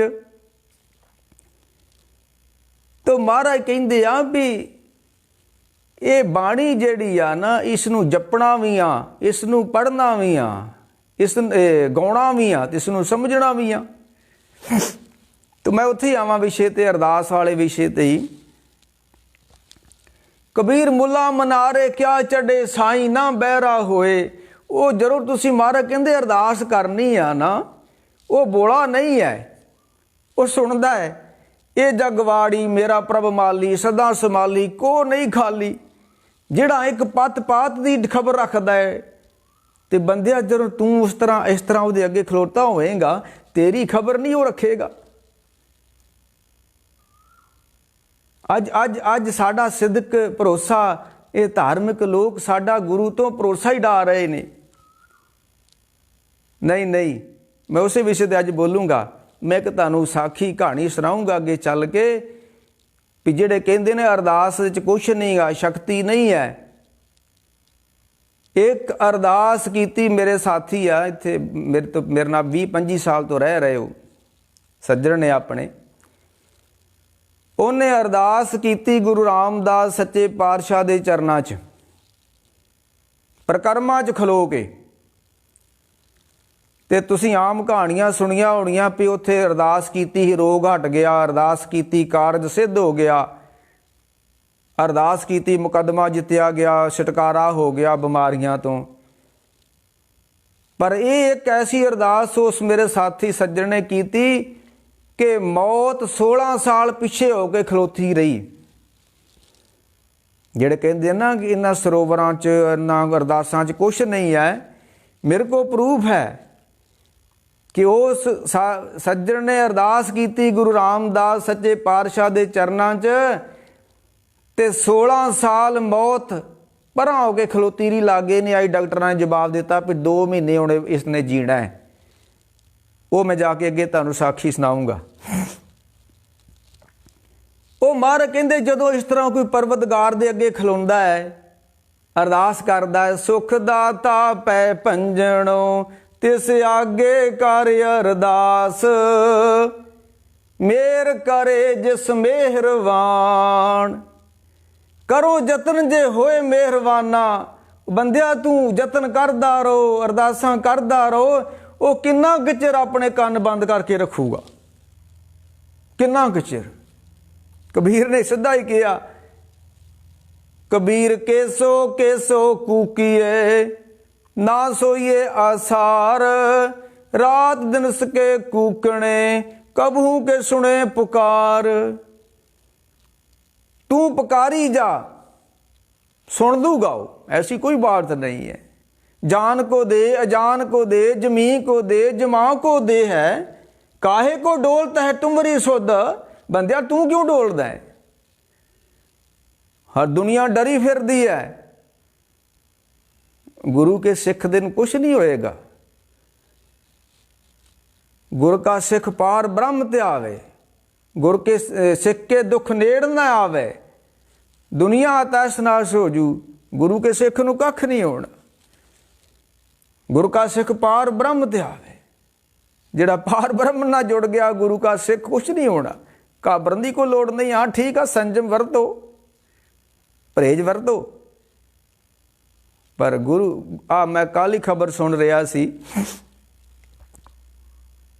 दिल्ली दा पहला करोना मरीज सी जिहड़ा दिल्ली विच पहला जदों पैदा होया एक मरीज करोना दा, ਉਹ ਕੱਲ ਉਹਨੇ ਦੱਸਿਆ ਇੰਟਰਵਿਊ 'ਚ ਕਿ ਮੈਂ ਬੰਗਲਾ ਸਾਹਿਬ ਦਾ ਜਲ ਪੀਂਦਾ ਰਿਹਾ। ਜਿਹੜਾ ਉੱਥੇ ਚਬੱਚਾ ਸ਼੍ਰੀ ਹਰਿਕ੍ਰਿਸ਼ਨ ਧਿਆਈਏ, ਜਿਸ ਡਿੱਠੇ ਸਭ ਦੁੱਖ ਜਾਏ। ਜੇ ਭਰੋਸਾ ਹੈ ਤੇ ਸਭ ਕੁਝ ਹੋਊਗਾ। ਜੇ ਅੰਦਰੋਂ ਅਸੀਂ ਅੰਦਰੋਂ ਸਾਡਾ ਭਰੋਸਾ ਨਹੀਂ ਹੈ, ਫਿਰ ਕੱਖ ਵੀ ਨਹੀਂ ਹੋਣਾ। ਉਹ ਬੰਦਾ ਦਿੱਲੀ ਦਾ ਜਿਹੜਾ ਸਭ ਤੋਂ ਪਹਿਲਾਂ ਕਰੋਨੇ ਦਾ ਮਰੀਜ਼ ਸੀ, ਪੋਜ਼ਿਟਿਵ ਆਇਆ ਸੀ, 1 ਮਾਰਚ ਨੂੰ ਸ਼ਾਇਦ ਆਇਆ ਸੀ ਸਭ ਤੋਂ ਪਹਿਲਾਂ। ਉਹਨੂੰ ਉਹ ਕਹਿੰਦਾ ਮੈਂ 15-20 ਦਿਨ ਇਹ ਜਲ ਛਕਦਾ ਰਿਹਾ। ਮੈਂ ਰਿਹਾ ਹਸਪਤਾਲ ਹੀ ਹਾਂ, ਮੈਂ ਜਲ ਛਕਦਾ ਰਿਹਾ ਸ਼੍ਰੀ ਹਰਿਕ੍ਰਿਸ਼ਨ ਧਿਆਈਏ ਸੱਚੇ ਪਾਤਸ਼ਾਹ ਨੂੰ ਧਿਆ ਕੇ, ਤੇ ਮੈਂ ਨਵੰਬਰ 9 ਹੋ ਗਿਆ। ਇਸ ਕਰਕੇ ਮਹਾਰਾਜ ਕਹਿੰਦੇ ਸੁਖ ਦਾਤਾ ਪੈ ਭੰਜਣੋ ਤਿਸ ਆਗੇ ਕਰ ਅਰਦਾਸ, ਮੇਰ ਕਰੇ ਜਿਸ ਮਿਹਰਵਾਨ ਤਾਂ ਕਾਰਜ ਆਵੇ ਰਾਸ। ਉਹ ਮੈਂ ਕਹਿ ਰਿਹਾ ਸੀ ਵੀ ਜਦੋਂ ਕੋਈ ਅੰਮ੍ਰਿਤ ਵੇਲੇ ਉੱਠ ਕੇ ਇਸ ਤਰ੍ਹਾਂ ਸੱਚੇ ਪਰਵਤਗਾਰ ਦੇ ਅੱਗੇ ਖਲੋ ਜਾਂਦਾ ਹੈ ਤੇ ਅਰਦਾਸ ਕਰਦਾ, ਸੱਚੇ ਪਾਤਸ਼ਾਹ ਵੰਝ ਮੇਰੇ ਆਲਸਾ ਹਰ ਪਾਸ ਬਨੰਤੀ, ਰੱਬਾ ਮੇਰੀ ਅਰਦਾਸ ਹੈ ਤੇਰੇ ਅੱਗੇ, ਮੇਰੇ ਸਰੀਰ ਵਿੱਚੋਂ ਆਲਸ ਦੂਰ ਕਰ ਦੇ। ਤੇ ਜਦੋਂ ਫਿਰ ਉਹ ਸੱਚਾ ਪਰਵਤਗਾਰ ਸੁਣ ਲੈਂਦਾ ਬੇਨਤੀ ਨਾ, ਫਿਰ ਹੁੰਦਾ ਕੀ ਆ, ਮੋਹ ਮਲਣ ਨੀਂਦ ਤੇ ਛੁਟਕੀ, ਆਲਸ ਨਾਲ ਆ ਕੁਛ ਹੁੰਦਾ ਜੀ, ਮੋਹ ਮਲਣ ਨੀਂਦ ਤੇ ਛੁਟਕੀ, ਕੌਣ ਅਨਗਰੋ ਪਿਓਰੀ, ਮਹਾ ਮੋਣੀ ਤੁਝ ਨਾ ਵਿਆਪੇ, ਤੇਰਾ ਆਲਸ ਕਹਾਂ ਗਇਓਰੀ। ਕਿੱਥੇ ਗਿਆ ਆਲਸ, ਕਿੱਥੇ ਗਿਆ ਉਹ ਆਲਸ ਜਿਹੜਾ ਉੱਠਣ ਨਹੀਂ ਦਿੰਦਾ ਅੰਮ੍ਰਿਤ ਵੇਲੇ, ਗੁਰਚਰਨਾਂ ਨਾਲ ਜੁੜ ਨਹੀਂ ਸੀ ਦਿੰਦਾ, ਉਹ ਆਲਸ ਦੂਰ ਹੋ ਗਿਆ। ਉਹ ਕਦੋਂ ਹੋ ਗਿਆ, ਜਦੋਂ ਸੱਚੇ ਪਰਵਤਗਾਰ ਨੇ ਮੇਰੀ ਸੁਣ ਲਈ। ਤੋ ਅੰਮ੍ਰਿਤ ਵੇਲੇ ਆਪਾਂ ਸੱਚੇ ਪਾਤਸ਼ਾਹ ਦੀ ਰਹਿਮਤਾਂ ਦੇ ਨਾਲ ਅੰਮ੍ਰਿਤ ਪਿਆਲਾ ਪੀਤਾ, ਗੁਰਸਿੱਖਾਂ ਨੇ ਬਾਣੀ ਪੜ੍ਹ ਕੇ, ਕਥਾ ਸੁਣ ਕੇ, ਕੀਰਤਨ ਸੁਣ ਕੇ, ਕੋਈ ਗੁਰਮੰਤਰ ਦੁਆਰਾ ਹੀ ਨਾਮ ਦਾ ਰਸ ਪੀਤਾ ਗੁਰਸਿੱਖਾਂ ਨੇ। ਮੈਂ ਅੱਜ ਵਿਸ਼ੇ ਅਰਦਾਸ ਤੇ ਬੋਲਣਾ ਚਾਹੁੰਦਾ ਹੈ। ਇੱਕ ਤੇ ਜਗ੍ਹਾ 'ਚ ਸ਼ਕਤੀ ਹੁੰਦੀ ਹੈ ਤੇ ਇੱਕ ਅਰਦਾਸ ਵਿੱਚ ਸ਼ਕਤੀ ਹੁੰਦੀ ਹੈ। ਕੋਈ ਜਗ੍ਹਾ ਨੇ ਧਰਤੀ ਉੱਤੇ, ਸਾਡੇ ਧਰਮ ਦੀਆਂ ਵੀ ਨੇ, ਅਨਮਤੀਆਂ ਦੀਆਂ ਵੀ ਨੇ। ਉਹ ਜਗ੍ਹਾ ਤੇ ਵੀ ਸ਼ਕਤੀ ਆ ਤੇ ਅਰਦਾਸ ਵਿੱਚ ਵੀ ਸ਼ਕਤੀ ਆ। ਜਗ੍ਹਾ ਤੇ ਕਿਵੇਂ ਸ਼ਕਤੀ ਹੁੰਦੀ ਆ, ਮੈਂ ਪਹਿਲਾਂ ਇੱਕ ਉਦਾਹਰਨ ਦੇ ਲਵਾਂ, ਸਮਾਂ ਬਹੁਤਾ ਨਾ ਕਿਤੇ ਲੱਗ ਜੇ, ਇਸ਼ਾਰਾ ਕਰ ਦਿਓ ਜੇ ਤੁਸੀਂ ਥੱਕ ਗਏ ਤੇ। ਛੇਵੇਂ ਪਾਤਸ਼ਾਹ ਜਗ੍ਹਾ ਵਿੱਚ ਸ਼ਕਤੀ ਕਿੱਥੇ ਹੁੰਦੀ ਆ? ਹੁਣ ਕਈ ਕਹਿੰਦੇ ਜੀ ਸ਼ਕਤੀ ਤੇ ਹੁੰਦੀ ਹੀ ਨਹੀਂ, ਕਮਾਲ ਹੋ ਗਈ ਯਾਰ, ਬਾਬੇ ਦੀਆਂ ਸਾਹਮਣੇ ਸ਼ਕਤੀਆਂ ਤਾਂ ਤੁਹਾਨੂੰ ਦਿਖਦੀਆਂ ਹੀ ਨਹੀਂ ਹੈ, ਦਿਖਦੀਆਂ ਹੀ ਨਹੀਂ ਹੈ। ਛੇਵੇਂ ਪਾਤਸ਼ਾਹ ਜਲੰਧਰ ਤੋਂ ਜਿਹੜੀ ਸੜਕ ਜਾਂਦੀ ਪਠਾਨਕੋਟ ਨੂੰ, ਉੱਥੇ ਪਿੰਡ ਹੈ ਡੱਲਾ। ਉਸ ਡੱਲੇ ਪਿੰਡ ਦੇ ਵਿੱਚ ਛੇਵੇਂ ਪਾਤਸ਼ਾਹ ਬੈਠੇ ਹੋਏ ਨੇ ਤੇ ਉਹਨਾਂ ਦਾ ਘੋੜਾ ਜਿਹੜਾ ਸੀ ਨਾ, ਉਹ ਘਾਹ ਚੁਗੰਦਿਆ ਸੀ ਪਿੰਡੋਂ ਬਾਰ-ਬਾਰ ਫਿਰਨੀ ਤੇ। ਜਗ੍ਹਾ ਤੇ ਸ਼ਕਤੀ ਕਿਵੇਂ ਹੁੰਦੀ ਹੈ? ਉਹ ਘੋੜਾ ਜਿਹੜਾ ਸੀ ਘਾਹ ਚੁਗੰਦਿਆ ਸੀ ਤੇ ਘੋੜੇ ਨੂੰ ਲੜ ਗਿਆ ਸੱਪ, ਘਾਹ ਚੁਗਦਿਆਂ ਚੁਗਦਿਆਂ ਸੱਪ ਲੜ ਗਿਆ ਤੇ ਘੋੜਾ ਚੜ੍ਹਾਈ ਕਰ ਗਿਆ ਛੇਵੇਂ ਪਾਤਸ਼ਾਹ ਦਾ ਉਸ ਡੱਲੇ ਪਿੰਡ ਵਿੱਚ। ਇਹ ਪਿੰਡ ਜਿਹੜੀ ਤਹਿਸੀਲ ਵਾ ਨਾ, ਭੋਗਪੁਰ, ਜਲੰਧਰ ਦੀ ਇੱਕ ਤਹਿਸੀਲ ਆ, ਪਠਾਨਕੋਟ ਰੋਡ ਤੇ ਬਿਲਕੁਲ ਮੇਨ ਹਾਈਵੇ ਤੇ। ਮੈਂ ਉਸ ਗੁਰਦੁਆਰੇ 3 ਮਹੀਨੇ ਰਿਹਾ, 1995 ਚ ਰਿਹਾ ਮੈਂ। ਛੇਵੇਂ ਪਾਤਸ਼ਾਹ ਦਾ ਘੋੜਾ ਚੁਗਣਦਿਆ ਪਿੰਡੋਂ ਬਾਰ-ਬਾਰ ਤੇ ਘੋੜੇ ਨੂੰ ਸੱਪ ਲੜ ਗਿਆ। ਸੌਣ ਮਹੀਨਾ ਸੀ, ਘਾਹ ਬੜਾ ਸੀ ਤੇ ਸੱਪ ਦੇ ਉੱਤੇ ਉਹਦਾ ਕਿਤੇ ਪੌੜ ਆ ਗਿਆ ਘੋੜੇ ਦਾ ਤੇ ਉਹਨੇ ਡੰਗ ਮਾਰ ਦਿੱਤਾ। ਸੱਪ ਬੜਾ ਜ਼ਹਿਰੀਲਾ ਸੀ, ਨਾਗ ਕਾਲਾ ਫਨੀਅਰ, ਉਹ ਘੋੜਾ ਮਰ ਗਿਆ। ਮੈਂ ਕਹਿ ਰਿਹਾ ਜਗ੍ਹਾ 'ਚ ਸ਼ਕਤੀ ਹੁੰਦੀ ਆ ਤੇ ਅਰਦਾਸ ਵਿੱਚ ਸ਼ਕਤੀ ਹੁੰਦੀ ਹੈ। ਇਹ ਦਿਮਾਗ 'ਚ ਕੋਈ ਸ਼ਕਤੀ ਨਹੀਂ ਹੁੰਦੀ, ਇਹ ਵਹਿਮ ਦੂਰ ਕਰ ਦਿਓ। ਇਹ ਲਹਿਰਾਂ ਪਹਿਲੋਂ ਵੀ ਚੱਲੀਆਂ ਨੇ, ਇਹ ਲਹਿਰਾਂ ਇੱਦਾਂ ਦੀਆਂ ਬੜੀਆਂ ਧਰਤੀ 'ਤੇ ਆਉਂਦੀਆਂ ਹੁੰਦੀਆਂ ਨੇ, ਆਉਂਦੇ ਨਾ ਮੁੜ ਘੁੜ ਕੇ ਖੋਤੀ ਹੈ ਬੋਰਡ ਥੱਲੇ ਆਉਂਦੀ ਹੁੰਦੀ ਆ। ਇਹ ਕਿੰਨਾ ਕੁ ਚਿਰ ਚੱਲੂ ਇਸ ਤਰ੍ਹਾਂ ਦਾ ਕੰਮ? ਓੜ ਕੋਠੇ ਹੀ ਹੋਣਾ ਪੈਣਾ। ਸੁਖ ਦਾਤਾ ਪੈ ਭੰਜਨੋਂ ਤੇ ਸਿਆਗੇ ਕਰ ਅਰਦਾਸ, ਮਿਹਰ ਕਰੇ ਜਿਸ ਮਿਹਰਬਾਨ ਤਾਂ ਕਾਰਜ ਆਵੇ ਰਾਸ। ਸਭ ਸਿਆਣਪਾਂ ਛੱਡ ਕੇ ਗੁਰੂ ਕੀ ਚਰਨੀ ਲਾਗ। ਉਹ ਘੋੜਾ ਚੁਗਣ ਦਿਆ ਸੀ ਤੇ ਉਹਨੂੰ ਸੱਪ ਲੜ ਗਿਆ। ਛੇਵੇਂ ਪਾਤਸ਼ਾਹ ਪਿੰਡ 'ਚ ਬੈਠੇ ਸੀ। ਤੁਸੀਂ ਉੱਥੇ ਜਾਓ, ਦੋ ਗੁਰਦੁਆਰੇ ਆ, ਜੋ ਕਿ ਮੈਂ ਉਹ ਗੱਲ ਕਰਦਾ ਉਹਨਾਂ ਜਿਹੜੀ ਮੈਂ ਵੇਖੀ ਹੋਵੇ, ਦੂਸਰੀ ਗੱਲ ਮੈਂ ਨਹੀਂ ਕਰਦਾ। ਇਹ ਨਹੀਂ ਕਿ ਕਿਸੇ ਦੀ ਕੈਸਟ ਸੁਣ ਲਈ ਤੇ ਮੈਂ ਗਿਆਨੀ ਬਣ ਗਿਆ। ਮੈਂ ਕੈਸਟਾਂ ਸੁਣ ਕੇ ਗਿਆਨੀ ਨਹੀਂ ਬਣਿਆ। 2-3 ਕੈਸਟਾਂ ਸੁਣ ਲੀਆਂ, ਉਹ ਤਾਂ ਜਿਹਨੇ ਸੁਣਾਈਆਂ ਉਹ ਮਨ ਘੜਤ ਸੀ, ਤੇ ਜਿਹੜਾ ਗਾਹ ਹੁਣ ਤੁਹਾਨੂੰ ਸੁਣਾਉਣ ਲੱਗ ਪੈਂਦਾ ਉਹ ਵੀ ਮਨ ਘੜਤ ਸਾਖੀਆਂ ਸੁਣਾ ਦਿੰਦਾ। ਕੋਈ ਆਪਣਾ ਤਜਰਬਾ ਹੀ ਨਹੀਂ ਕੋਈ। ਉਹ ਫਿਰ ਘੋੜੇ ਨੂੰ ਜਦੋਂ ਸੱਪ ਲੜ ਗਿਆ ਛੇਵੇਂ ਪਾਤਸ਼ਾਹ ਦਾ ਬੜਾ ਕੀਮਤੀ ਘੋੜਾ ਸੀ। ਤੇ ਛੇਵੇਂ ਪਾਤਸ਼ਾਹ ਦੇ 2 ਗੁਰਦੁਆਰੇ ਉਸ ਪਿੰਡ ਵਿੱਚ ਵਾ। ਇੱਕ ਪਿੰਡੋਂ ਬਾਹਰ ਵਾ ਜਿੱਥੇ ਘੋੜੇ ਨੂੰ ਸੱਪ ਲੜਿਆ ਸੀ, ਤੇ ਇੱਕ ਪਿੰਡ ਦੇ ਵਿੱਚ ਜਿੱਥੇ ਛੇਵੇਂ ਪਾਤਸ਼ਾਹ ਕਿਸੇ ਦੇ ਘਰ ਬਰਾਜੇ ਹੋਏ ਸਨ। ਸਿੰਘਾਂ ਨੇ ਜਾ ਕੇ ਆਖਿਆ, ਮਹਾਰਾਜ ਤੁਹਾਡੇ ਘੋੜੇ ਨੂੰ ਸੱਪ ਲੜ ਗਿਆ ਤੇ ਘੋੜਾ ਚੜ੍ਹਾਈ ਕਰ ਗਿਆ। ਛੇਵੇਂ ਪਾਤਸ਼ਾਹ ਆਏ, ਵੇਖਿਆ ਵੀ ਵਾਕਿਆ ਹੀ ਘੋੜਾ ਮਰ ਗਿਆ। ਕਹਿਣ ਲੱਗੇ ਇੱਕ ਟੋਆ ਪੁੱਟ ਕੇ ਨਾ ਤੇ ਇਸ ਨੂੰ ਨੱਪ ਦਿਓ, ਕਿਉਂਕਿ ਜ਼ਹਿਰ ਚੜ੍ਹ ਗਈ ਇਹਨੂੰ। ਮੈਂ ਕਹਿ ਰਿਹਾ, ਜਗ੍ਹਾ 'ਚ ਸ਼ਕਤੀ ਹੁੰਦੀ ਆ ਤੇ ਅਰਦਾਸ ਵਿੱਚ ਸ਼ਕਤੀ ਹੁੰਦੀ ਆ। ਜਿਹੜਾ ਦਿਲ ਮਨ ਚਿੱਤ ਇਕਾਗਰ ਹੋ ਕੇ ਅਰਦਾਸ ਕਰੂਗਾ ਉਹਦੀ ਸੁਣੀ ਜਾਏਗੀ। ਤੇ ਕੀ ਭੇਟਾ ਕਰਨੀ ਅਰਦਾਸ ਕਰਨ ਤੋਂ ਪਹਿਲਾਂ, ਉਹ ਅੱਗੇ ਚੱਲ ਕੇ ਆਪਾਂ ਕਰਦੇ ਹਾਂ ਗੱਲ। ਛੇਵੇਂ ਪਾਤਸ਼ਾਹ ਨੇ ਆਖਿਆ ਵੀ ਇਹ ਘੋੜੇ ਨੂੰ ਸੱਪ ਲੜ ਗਿਆ ਤੇ ਮਰ ਗਿਆ, ਤੇ ਟੋਆ ਪੁੱਟ ਕੇ ਤੇ ਇਹਨੂੰ ਨੱਪ ਦਿਓ। ਘੋੜੇ ਨੂੰ ਨੱਪ ਦਿੱਤਾ। ਮੁੜ ਕੇ ਉਸ ਪਿੰਡ ਨੂੰ ਛੇਵੇਂ ਪਾਤਸ਼ਾਹ ਨੇ ਵਰ ਦਿੱਤਾ।